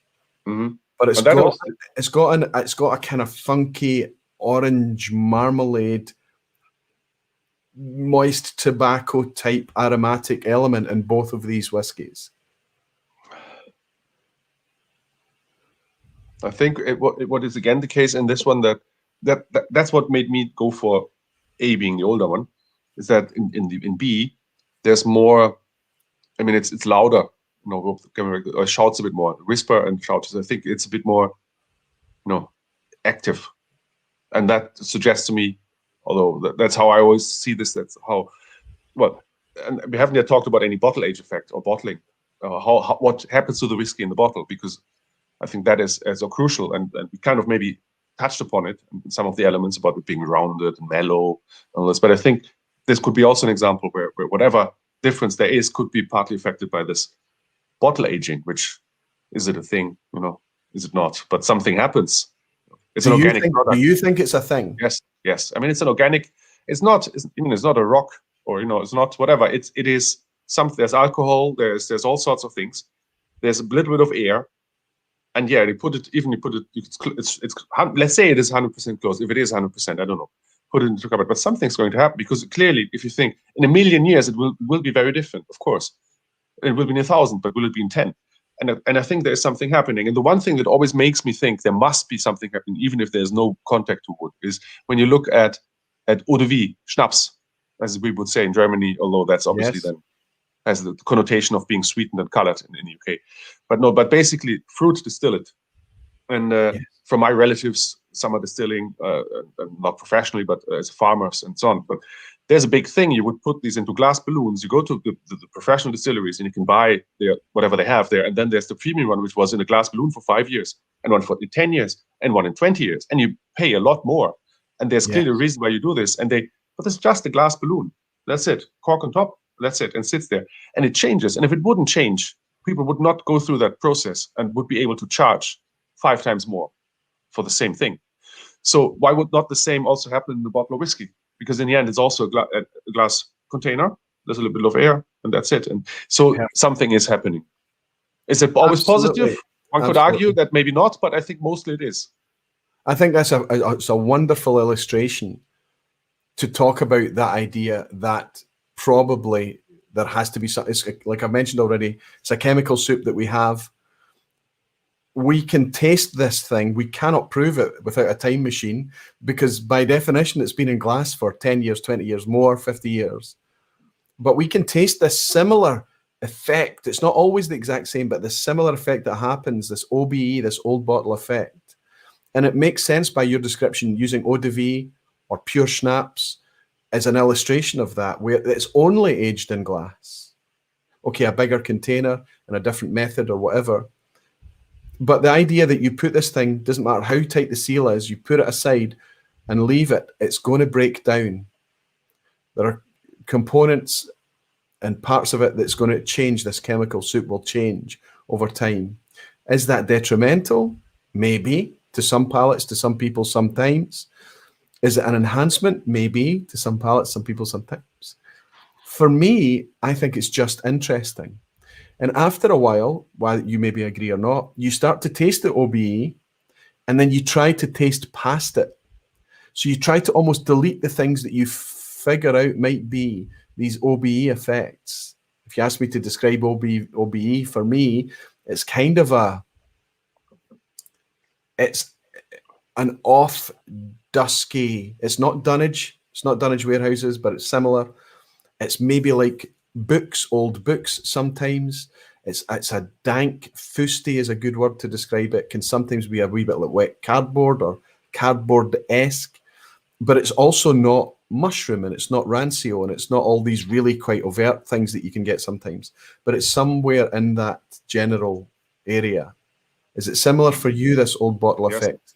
Yeah, the cardboard thing. And I sometimes wonder whether it has to do with the closure. And many of the older ones, old bottles, but strangely you would think, oh, the cork and all this. But in so many old bottlings, at least cheaper official bottlings, there was a screw cap with some sort of seal, cardboard thing underneath with a bit of plastic and all lots of. So I wonder whether this is also an element of this, similar to some of those I think Hague blends, which had this flip top, this strange, not this, whatever, this kind of metal spring cap, yeah, and it's rotten sometimes because it tainted the whiskey, and I wonder whether some of that comes from the closure, also the cardboardy paper thing, but maybe not, maybe it's just to do with the age and whatever the closure was, and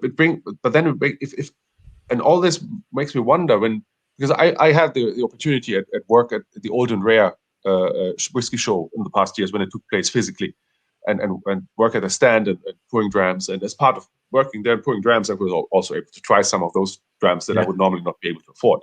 So over those 2 or 3 days, I would then obviously drink a lot of the old things. And I remember how, and then you sample here and there, and that's fine. Then you went for dinner, and then you went to a bar or something, and then you had a dram for whatever, a modern one, obviously. And you got so used to this old bottle effect type. It was just as a common thing. Okay, very different expression, but you drank old whiskey. And then this was like, oh, what is this? And the new whiskey was shouting, it was there. And it was, some of it obviously was good, depending what you had, but it was so different. And I always found this amazing. And then I thought, okay, let's take this Highland Park 18, which it is, if I'm giving away too much, but take it and then put the modern one in the shelf for 25 years. Will it then taste the same as now the old one tastes that is from 25 years ago? Exactly. Probably. And it's not always all the whiskey used to be so much better in the 80s and the 70s and whatever. Well, maybe not. Maybe it's just, if we then did the same with our bottles and drank it in 40 years. And maybe we would then, so is it, but you can't prove this because there's no time machine. And even if we are still around in 40 years' time and have a bottle of today's Glenfiddich then and open it then and then think something, we won't be the same people anymore. Because with age, everything degrades, and you won't be able to do this anymore. And maybe, but at the same time, our expectations might have been raised even further, because we've then been we went even more jaded and complicated and difficult to please. Then we think, this is not really. I don't know. It's very difficult. Absolutely, I agree. We're going to change. We have changed. We're going to continue to change. The whiskey is going to continue to change as well. And without that magical time machine, really, it's just something that cannot be scientific. It's just fun. But one of the things that I think has changed here is this is by process elimination. You saw the photo on Facebook. Sorry, you didn't show the bottle yet, and I just this is a modern Highland Park 18. Now, I kind of fell out of favour. I didn't enjoy Highland Park 18 for a wee while, and I don't know how much of it was about the whiskey changing or me changing. But it was once upon a time the bottle that was bought for my Christmas or birthday for my wife a number of years ago, not in this livery, in the previous livery. And it was something that I got excited about and looked forward to. And then as I progressed in my journey, the last bottle of Gift Highland Park 18, I remember saying, don't buy me any more of that anymore. But how much had I changed versus the whiskey? How much had I moved on? But of course, the old one I've had for a long time now, there's only a little drop of this left. It's probably 20 years in glass, 20 years old, something of that order. I think it's around early 2000s, maybe around 2000 or late 90s at the oldest. But this is the old. They call these slightly dumpy. There's an even more dumpier Highland Park expression from the 90s. But for me, there is a difference here, and I think I agree with you, Stefan. This is probably the best example of not being able to determine whether the difference here is because of the way the whiskey was made then I guess in the 80s would have to go back to for this versus what was made in 2000, because it's an 18-year-old whiskey we're sipping here. And it's amazing to me how much there is to connect these two whiskies. And I wonder whether this would have been a similar experience if we had an 18-year-old Glenlivet, an 18-year-old Glenfiddich, or let's say a 25 or so, whether this is also due to the age of the whiskey, whether whatever would have happened in terms of change has already happened in the cask, to some extent, if you know what I mean. So let's say comparing two new makes would have maybe give you the most difference. Yes. The most obvious difference between the two. And the further you go up in age, the more they converge into something. A bit like whiskey generally converges into something, into the same thing. And so one could argue, and I argue that, but it's not good. No one can prove it, but if you have a 100-year-old whiskey, it will all taste the same, whatever distillery, as long as the cask is the same. So a bit like when I tried the Springbank 25-year-old or even older ones, they were all nice whiskeys, but were they Springbank? They could have been any random whiskey, any good Speyside. Because of that rounding. It disappears. Yeah. Yeah. The rounding. The way that the individual components that communicate with you on your palate individual way start to integrate much more and start to become much more of a kind of, I don't want to use the word homogenous, but they become much more integrated. That's a really good point, because at 18 years old, the wood has had much more chance to help that process along, perhaps. So it's almost like giving it a boost, that old bottle effect thing, a boost before it goes into glass to happen. Almost if you take two stones, one or two bricks, one is a proper brick shape, one is a triangle, throw them into the sea, and wait a few thousand years, they all will be round, or some sort of round shape. In that way, maybe. Although that's again a bit too cheesy philosophical. It's not too cheesy at all. It's a good analogy. The idea that time and it's just going to, things are going to be shaped by time, whatever the dynamic, whether it's water or air or alcohol, ethanol. Dunnerpass Whiskey is mentioning. He said, could it be that the old 18 is 100% their own floor malted barley? When did they get? I think they got rid of their floor maltings. They've obviously got a partial floor malting still today, but I don't know when they stopped doing 100% their old. That'd be an interesting one. When Highland Park used to do 100%. Yeah, and that's obviously a big difference when you think of some of them. Most of the older ones, they all came from a period of distillation, obviously, because then some of them, the 12-year-old blend and all this, which was beyond that time of the late 60s, early 70s, when things really started to change. Yes, and I think, that is there. Therefore, it's interesting. Maybe if you now move on a bit into the modern production era. So if something that was produced, distilled, malted, and so on in, let's say, the late 70s, by that time, most of them will have stopped their own maltings, and then compare them with other ones. Might be interesting to see how this is different, because if we now compare the stuff from before the 70s, we compare completely different, basically distilleries even, because so many also have been rebuilt with everything being replaced, more efficient, different mash tuns and whatever else. So it's really, is it the same distillery anymore? In some cases, it can be argued, even like Kulila, which is a new distillery, old Kulila, new Kulila, and so on. And I think this is an important point. The malting, the yeasts, brewers versus distillers, these kind of things, and storage. At the time, all dunnage, I would imagine, up to a certain point. At the time, all at the distillery. So all the talk about the maritime thing and all this, which is it really or not? I don't know, but it still can be argued is the case. And now with Lagavulin, everything stored just around the corner here somewhere, and interesting. So there's so many things that changed in a relatively short period of time, and and a good point about the malting, and that's certainly one. And I remember one of the best old bottles I ever had. I paid about £100 for it. It was expensive at the time, but it was a late 80s original classic malts Lagavulin 16. And at 16 years old, you're speaking about a distillate from the early 70s, late 60s, which would have been Lagavulin's own floor maltings back then. And there are certain elements that you can look for on the original Lagavulin 16s that tells you that it's of that era, and everything was there. And when that bottle finished, when I finally finished that Lagavulin 16, I mean, it was amazing. And there is no doubt that the modern Lagavulin compared to that is completely different. Is it because of the change in production and maturation? Absolutely, I think so in that particular isolated case. But it could be a lot to do with exactly the dynamics we're talking about. The fact that we are changing, the whiskey is changing, the way the whiskey is made is changing. It's not matured at Lagavulin anymore. It's matured at a central warehouse in the central belt of Scotland. The casks that they have available, they would just been using distillery wood, whatever casks they had on hand, and they were rejuvenating at cooperages or using Paxeret, whatever it may be. Everything has changed. However, when we are tasting these old whiskies and judging these old whiskies, we are tasting a sip of history, and it's a privilege, but it has to be enjoyed in the context of all of these things. To compare an old whiskey from the 80s to its contemporary equivalent and decide that one is better than the other, I'm going to argue that it's folly. It is so we know it's not science, we know it's fun, but we need to always apply context. And I think in the context of, we have found some modern whiskies that aren't so fantastic. We don't know what they're going to be like in 20, 30 years' time, left alone in glass. But we've tasted some modern whiskies here that are actually really quite good. Really quite good. Yeah.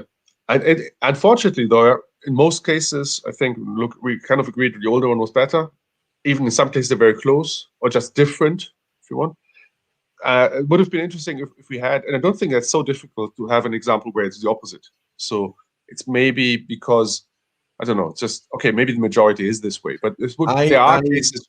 This is not automatic that the new one is better, or not at all. I mean, as I mentioned, Tobermory as an example, but so there's a lot of not so good whiskey around too. So just assume because it's from the 80s can be I have a word of warning to everybody that's going to go out and participate in this exercise. I have 5 bottles in my cabinet I could grab right now that would do exactly what Stefan's asked for. I have a Deanston 17-year-old.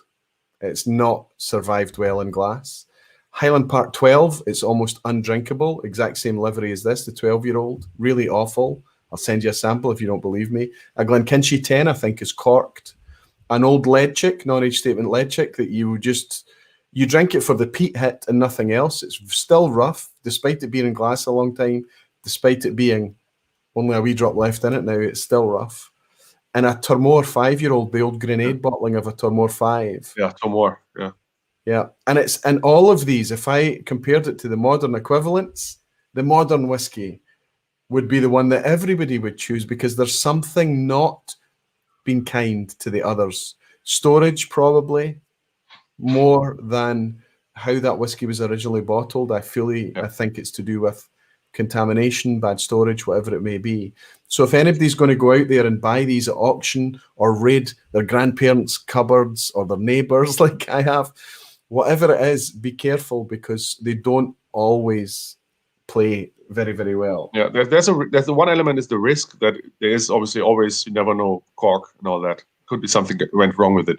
And also, unfortunately nowadays with the prices the way are going, and people really scraping the barrel for interesting old bottles, everything that is good, that people know is good, particularly official bottlings, of which there are obviously dozens and hundreds around still, will achieve prices that are beyond what normal people would want to pay. And if something goes for 30 quid, there's usually a reason for this, unfortunately, because it isn't good.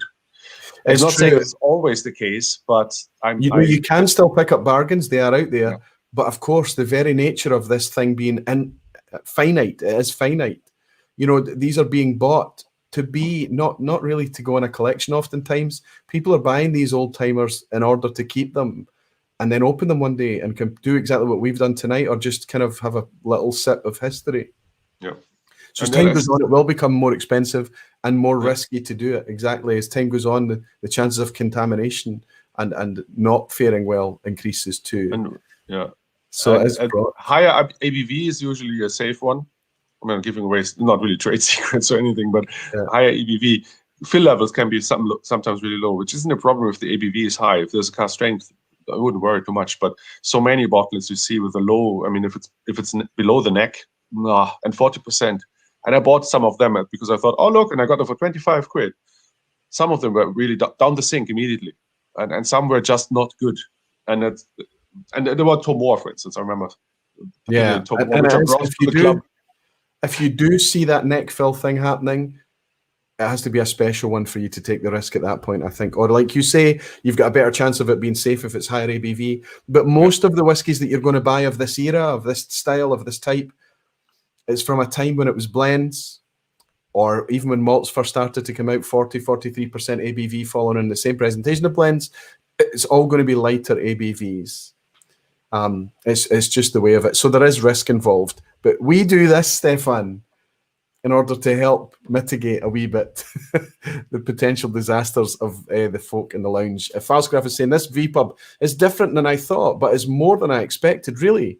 A great second-hand experience. Thanks a lot. Falsgraph, that's what I'm trying to touch on here. I'm trying to justify us doing this so that somebody gets a vicarious kind of insight.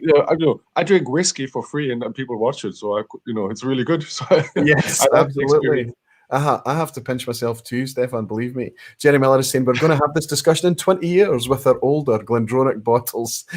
Absolutely no doubt. And I bet you the rose, somebody made a great, I wish I remembered, somebody in Facebook put a comment on here to say that we should be serving these whiskies tonight in rose-tinted Glencairns, which I thought was a really kind of funny way to put it. And I got exactly what he was talking about. I'll need to go in and reply to the comment on Facebook. And Dorpass Whiskey Tim is saying, I spent too much money on a 1980s Glenmorangie 1043% 1 litre and was so lucky that the cork was perfectly intact. I mean, you can look under the seal a wee bit and you can have some idea if there's any kind of odd things happening or fragments, signs of kind of cork degradation, but it is super, super risky, Tim. You're absolutely right. Gregor Dykeman is saying, I have a Glendronach that was distilled in 1994. Would that be made with malted barley from their own floor maltings? Distilled in 1994? I'm not very sure when Glendronach got rid of their floor maltings. Was it? But unlikely, I would say that.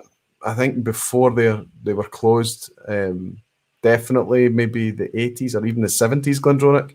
Not sure, Gregor. I need to have a look at it. Maybe the malt whiskey. I'm pretty sure that, I mean, I think that all the malting really, those who stopped malting themselves, that's all stopped, I think, in the 80s.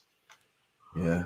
And if those who hung on to this, I mean, like doing a bit of it, like, I don't know, like Lafroig, but that's just, just partial.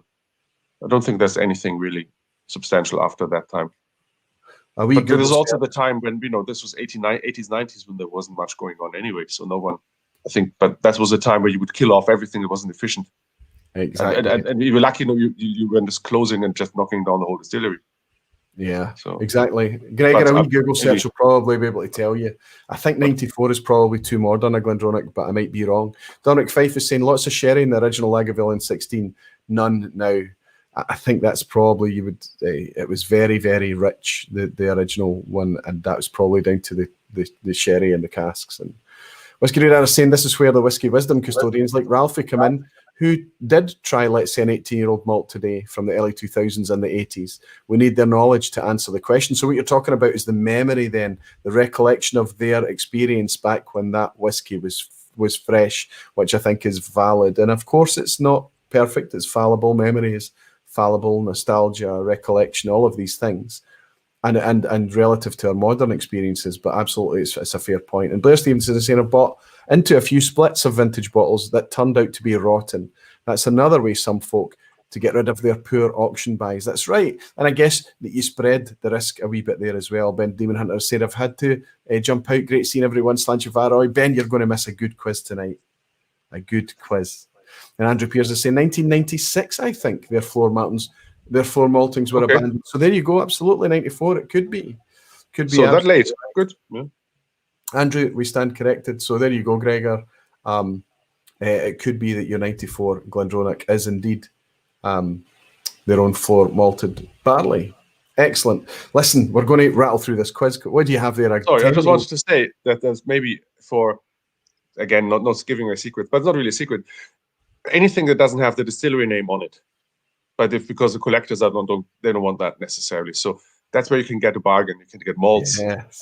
and this is just one of them bought recently.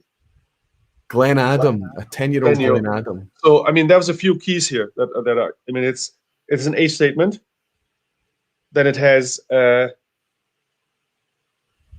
This is an Italian, but basically it has 43% age statement.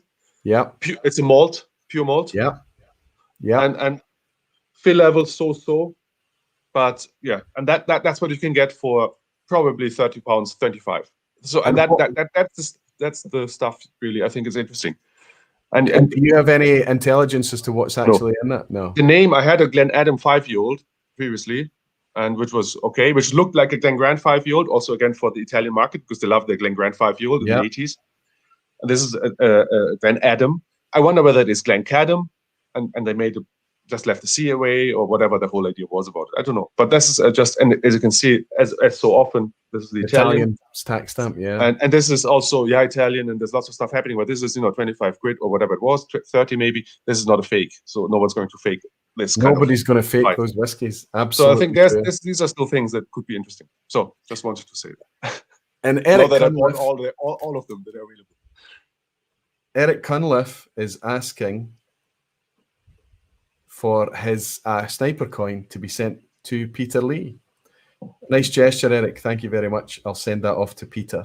Peter Lee, I think I've got your address. I hope I've got your address.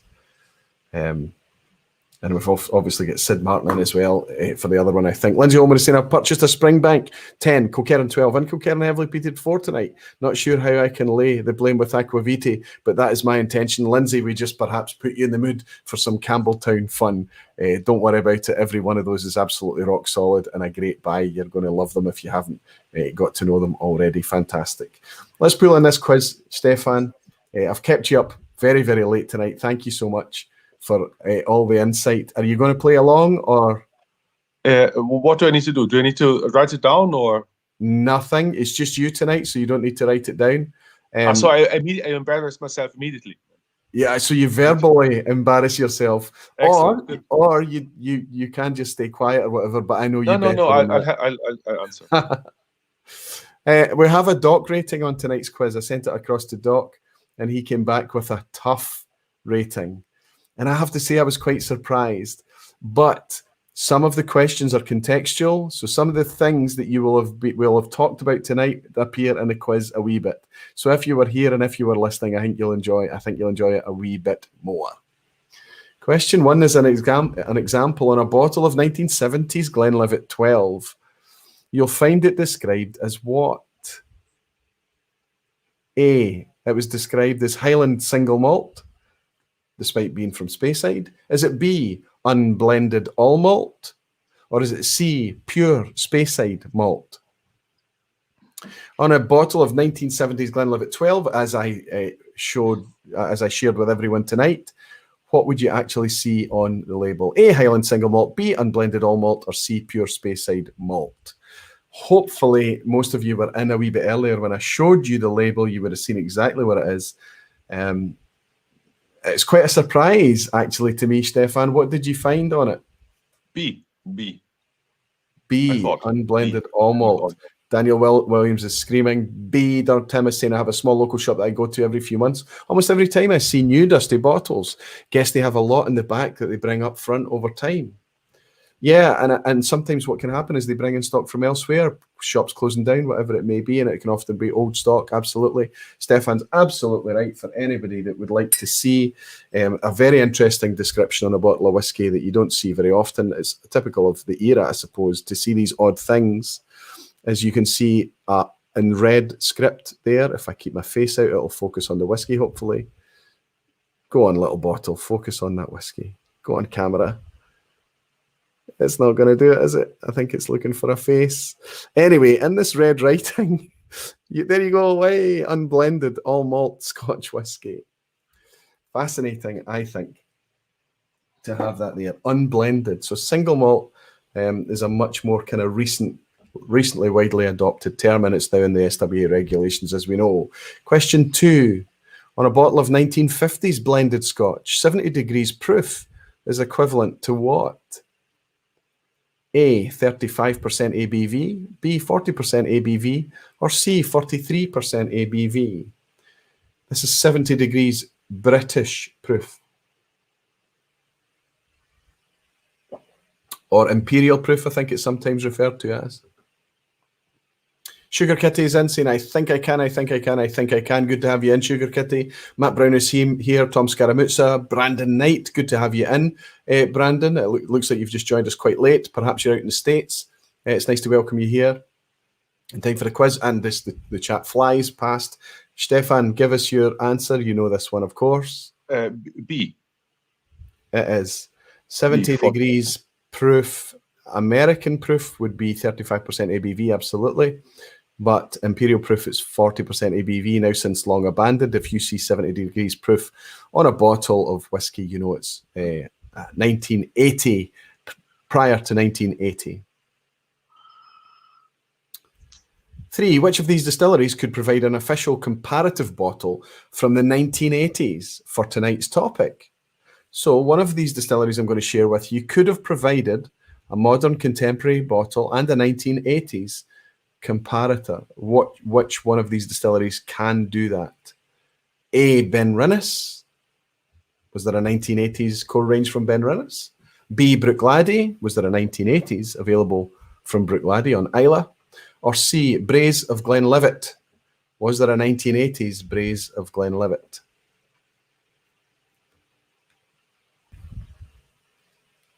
I'm not saying I had one on hand to do it, but I'm just suggesting that potentially we could have had one of these distilleries tonight.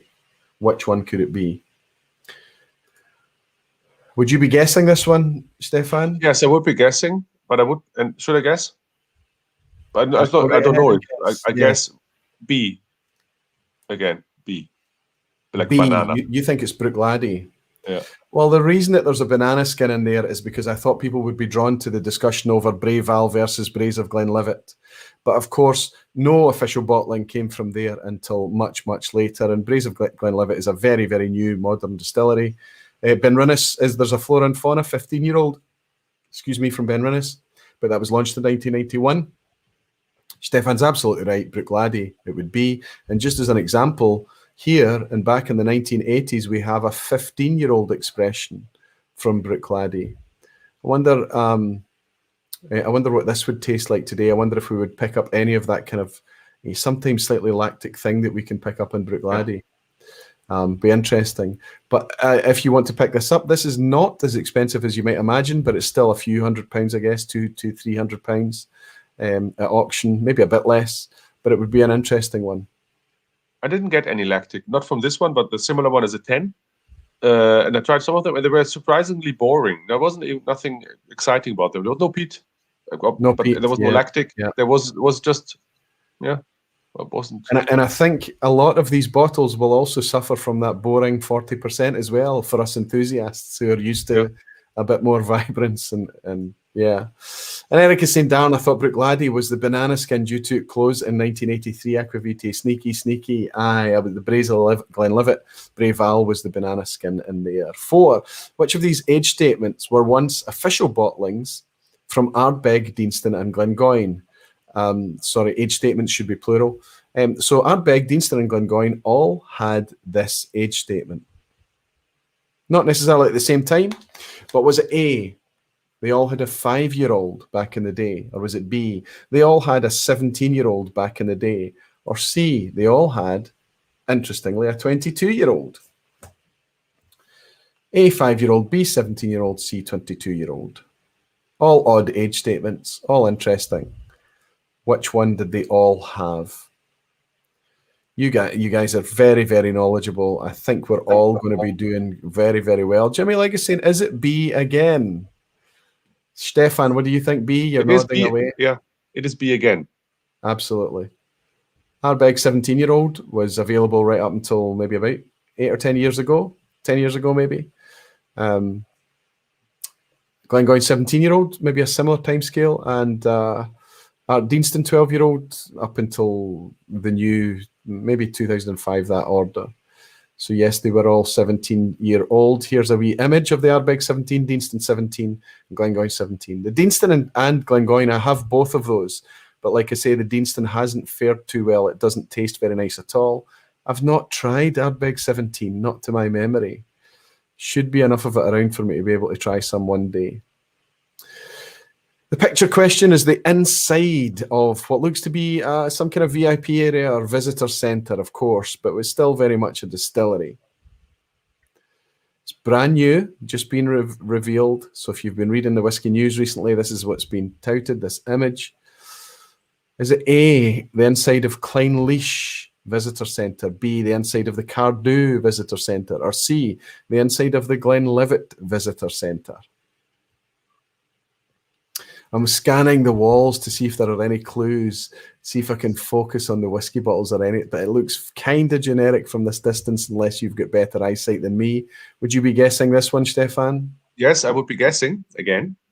No problem. I might be wrong this time, but I think it's again B. You think this is, we're looking at the new Cardew? I know that they did something to Cardew recently. So yeah, there's lots happening. Cardew is part of the revamp that's happening under Diageo, also Clynelish as well, Colilla too, a big visitor centre in Edinburgh attached to the Johnny Walker Experience and Glenkinchie. But actually, this is Glenlivet. There you go. So I suppose the only way that you would have picked it up if you hadn't read the news is that maybe the theme tonight being, we didn't really touch any, but we did touch on Glenlivet, spent a bit of time talking about that. But yeah, this is a room I want to sit in. I would like to sit in that room and drink some whiskey. Would you? It looks quite nice and it looks quite informal for a visitor centre. So I wonder what the idea is here. Maybe this is a VIP area. Maybe it's an exclusive thing, which was less cool. But Jimmy is celebrating. He's on 5 out of 5. Daniel Williams, unfortunately, is saying no. And Hellswood is saying bugger, 4 out of 5. Sid Martin, look at the rug. Oh, look, George. It's yeah. G. Smith. Sid, you eagle-eyed. Not bad. I can't make that any bigger. George and G. Smith Limited. Fantastic. I didn't spot that. Sid Martin, my goodness. That's why you score so well in a quiz, Sid. Question 6. I believe the pronunciation here, even in Welsh Gaelic, or Welsh Gaelic it may be, for it to be Davil. I think it's Veal, Davil. It's a distillery in Wales, but it has also been what? Davil has also been what? Davil has been Organic Springbank, or it's been 2,000 bottles of Glengoyne released as miniatures, or it's been, at the time of release, Gordon and MacPhail's oldest bottling. What has Davil been? If it gives anybody a clue, Davil is Gaelic for 2,000.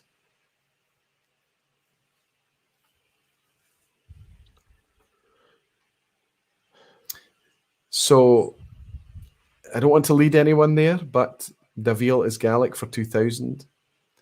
So is it A, an organic Springbank release? Is it B, 2,000 miniatures of Glengoyne? Or C, the oldest bottling from Gordon and MacPhail at the time of release, which would suggest it's kind of, I'm aiming at somewhere around the millennium. This is a bit of a banana skin, Stefan. I think you'd be guessing here, but you've got 4 out of 5 so far. You're doing very well. I know there is a Springbank with a very similar name. It might be this name. It's a white label with a green strange thing in the center, and I think, bidding on something years ago, but then I gave up. There is a similar one. Might be a banana skin, but I say A. Spot on. Absolutely. Not only is it a Springbank release, it was in collaboration with the company Davil, and they commissioned Springbank to make the first ever organic Scotch malt whiskey, and that's what that release is. Oh yeah, that's the green. There it is. Now, I don't want to encourage people to spend money, but you can pick this up for about £200, and it's a 1992 vintage Springbank. It's the first ever organic Scotch malt whiskey. It's only 7 years old. It's very young, but it's typically Springbank presentation, 46% ABV, and very interesting too. So there you go, the first ever organic malt whiskey. Look out for it. Question 7, Ardgowan has been given the go-ahead as a West Coast lowland distillery. But what is Ardgowan named after? Where are they taking their name from? You know, there's lots of chat just now, Stefan, about to be either excited about all the plethora of new distilleries, or are we all a bit jaded by it? If you're excited by it, you're accused of being a bit naive and unrealistic. And if you're jaded by it, you're accused of being a bit negative and pessimistic. It's incredible. I think it's worthy just to make comment on the fact that it's hard to keep up. And we are really hardened enthusiasts and we can't keep up. But Ardgowan is what I'm asking. What is it named after? Is Ardgowan named after A, a Victorian canal, B, a Victorian grain distillery, or C, a Victorian railway network? Ardgowan, which is just down Inverkip Way, which is on the west coast. To drive to there from Glasgow would be around, I don't know, 45, 50 minutes. Very close. Isn't there also some indie bottler behind it? Who is this? Is it not an indie bottler? Maybe no. Yes. Ardgowan is. Oh, now you're asking. They've got whiskey out there just now that they're obviously supplying under contract, and you've stumped me. Oh, no, it doesn't know. I don't know the answer of this. Not even so. Certainly don't know who owns this. Yeah, I'd be able to find it for you by a quick Google, no doubt. Do you think you know this one? Would you be guessing? Well, I would be guessing based on the location where it is. If it's Inverkip and all this, it's on the coast, but there's also the Clyde just around the corner. So there should be no need for a canal, I think. So there never was a canal. Grain distillery, odd location, not sure what the connection is. So therefore go for the railway network, because there is a rail going down the coast where Weems Bay is and all these places. So I would go for C. Completely wrong path, maybe, but I'd go for C.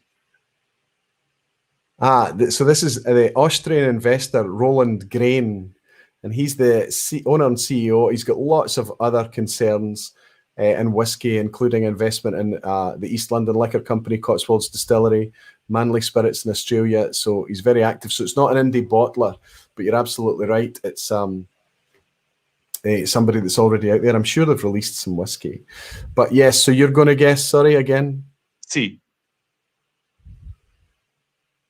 Ah, there you go. Yeah.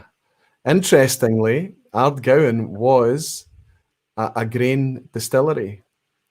And but there, Inverkip? Yes, down close to Inverkip. And it opened in the late 19th century, and it finally closed during the war when it was bombed. And it never opened up again. And now, and it's just received the planning, the go ahead to complete. It's going to be a big concern. It's going to be 1 million litres, but it's going to be exclusively malt, as I understand it. So it's a Victorian grain distillery. Unfortunate, another one. I was surprised to learn the same thing.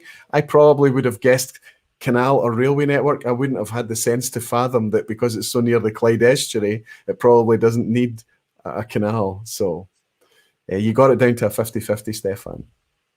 Question 8, this might help if you're a member of the Aquavite Facebook Barflies page, there was a slight discussion that this was probably a Graham Fraser post. Which indie bottler purchased Strathearn Distillery in 2019? Strathearn is now owned by an independent bottler, but which of these is it? Is Strathearn owned by A. Duncan Taylor, B. Douglas Lang, or C. Murray McDavid?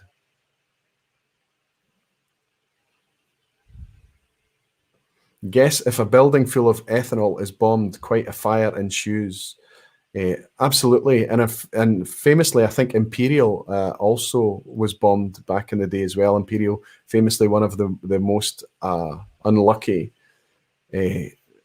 distilleries, closed more than it was open, famously. Would you be guessing this one, Stefan? Yeah, only guessing. I know Douglas Lang. Well, they all do something. I guess that's, but I'm not keeping track. I think A. Duncan Taylor. Duncan Taylor. Most of the lounge think it's B, and there does seem to be a theme, and it's not intentional if most of them are B tonight. It is Douglas Lang. In the face of be struggling with Clutha down in the Clyde, they've become distillers through the purchase of Strathearn Distillery, a very, very small distillery. But I think they're rapidly increasing production there, and we're going to see different things from Strathearn in the future. So Strathearn is owned currently by Douglas Lang. The vast majority of the lounge got that absolutely right. Question 9, I'm suggesting, could be a bit of a banana skin. Maker's Mark 46 is so named because A, it's the type of staves used. B, it's exclusively casks. That's my typo, from Warehouse 46. From Warehouse 46. Or C, it's the ABV, 46% ABV. Is it A, the type of staves they used? Something to do with 46. Is it exclusively casks from Warehouse 46 at Maker's Mark? Or is it C, the ABV? I bought this at did I buy this at Good Spirits Company? Maybe I didn't. Maybe I'm not sure I did. I bought a couple. I was keen to collect some world whiskies recently for an upcoming project. And I was into the Good Spirits Company looking at their world whiskey section. They had a few interesting whiskies there. I think I might have bought Maker's Mark 46 from there, but I'm not sure. I'll show you the bottle in a second. Would you be guessing this one too, Stefan? Yes, I'll guess this, and I would certainly be guessing A this. is the most random one. I mean, B, there would be logic. C, there would be frozen logic. And disappeared. No, I'm here. You can't I think see he's me? already gone. Sorry, now you're back. You're back. Sorry, Stefan. No, yeah, sorry. No, maybe because I was talking rubbish, so I was deleted. No, it's A because it's so random. So I go for A. It could have been my connection that failed. Absolutely. I love the reckoning. It's this type of staves used. Apparently they used over 100 different types of staves inside barrels. So the virgin oak on the outside, staves on the inside.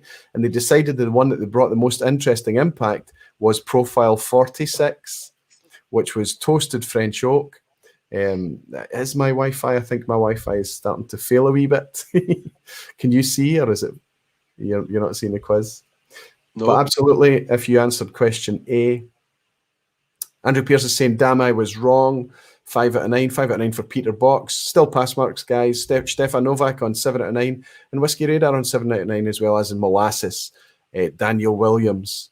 Wow, it looks like my Wi-Fi is falling over. I'm going to try and get that in again, because there is one question.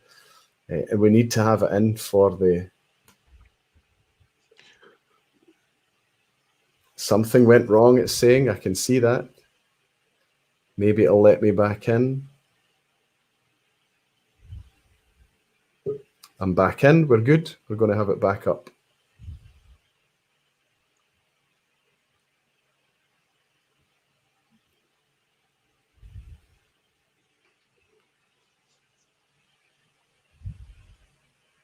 Share.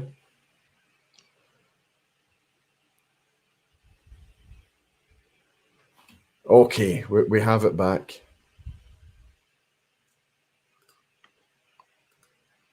You can see that again, can't you? Yes, Jimmy Legs. Jimmy Legg's on a great score, 8 out of 9. Stefan, where are you? Yeah. 6 out of 9 so far? Not so good, but okay. Oh, it's easily a pass. Absolutely a pass, no problem. Your video is lagging the sound. Yeah, am I keeping up okay?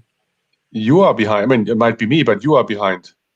No, I think it's definitely me. So I think I have had a problem with my connection. I don't know why. It happens occasionally. And Matt Brown is saying, I see an asshat. You do. I see the asshat. Everybody does. I don't know how big of an asshat this is, but it is. Asshat questions are always kind of meant to be a bit awkward, a bit difficult, but I hope in some ways interesting. Good luck, everybody. Question 10 are the top 10 export markets for Scotch. 3 are European. How many of the top 10 export markets for malt are European? So only 3 of the top 10 export markets for Scotch whisky generally are European countries. If we just focus on malt whisky, does that increase or reduce? Is it A, only 1? Is it B, 3, the exact same? Or C, 5 when we talk about malt, it increases? Top 10 countries for malt exports. Peter Box is saying, go. Tommy Seller is saying, I hear voices in the feed when there is no talking. This transatlantic cable is so busy. I'm sorry for the technical hitches.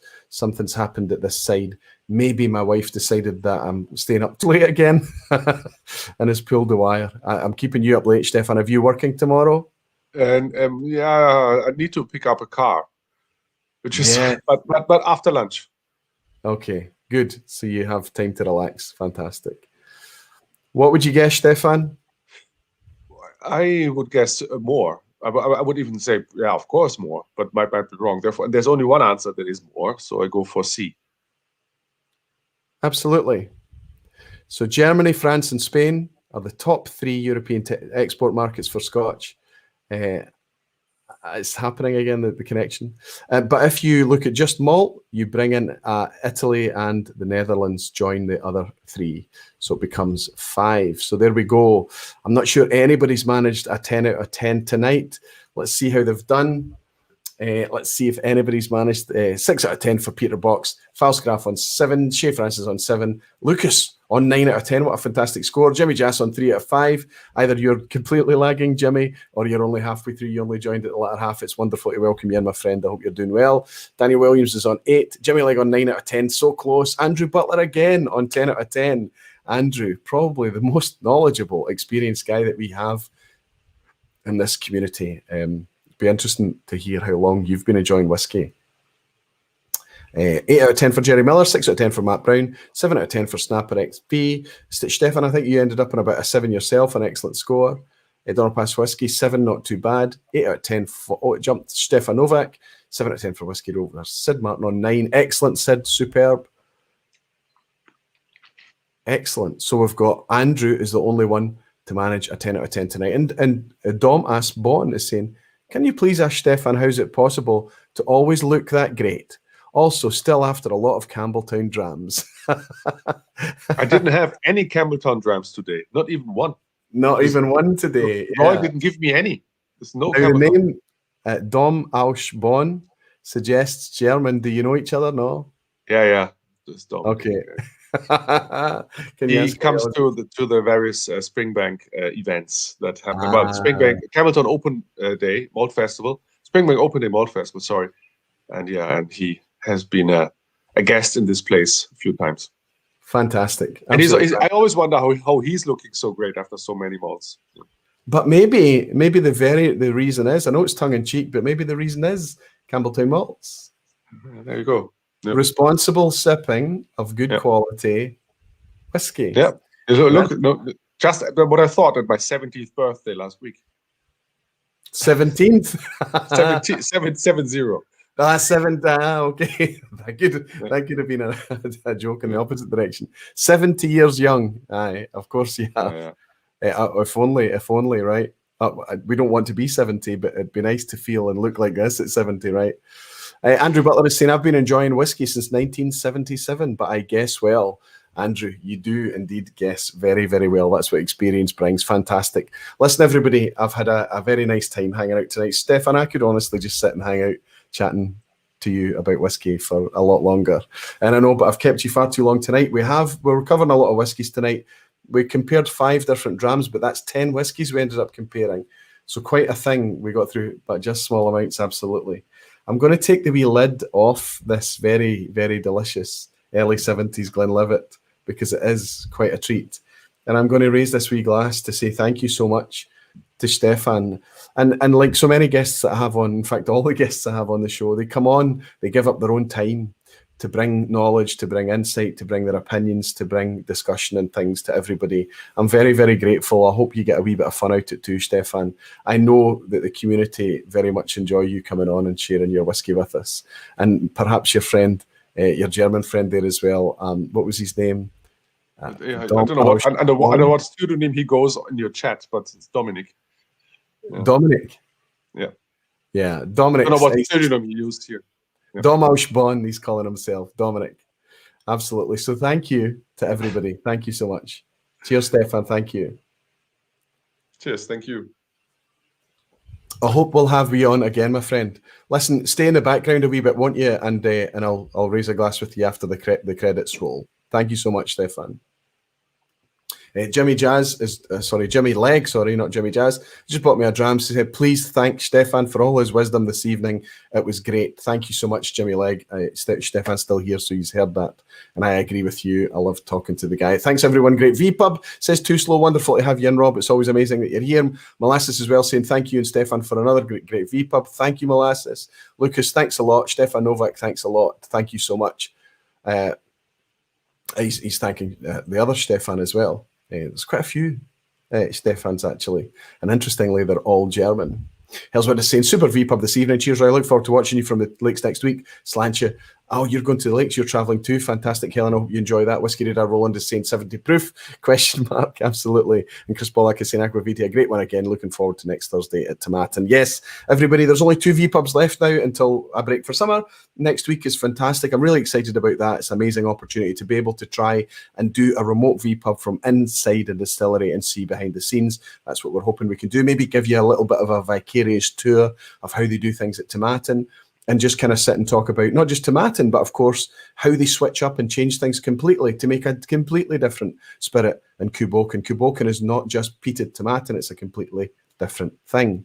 So I'm super excited about that. That's next week, a week from tonight. And then afterwards, we're going to pull lots of people together to have a much more community-themed thing and just have a bit of fun and a topic called, and I'll share more nearer the time, Scotch versus the world.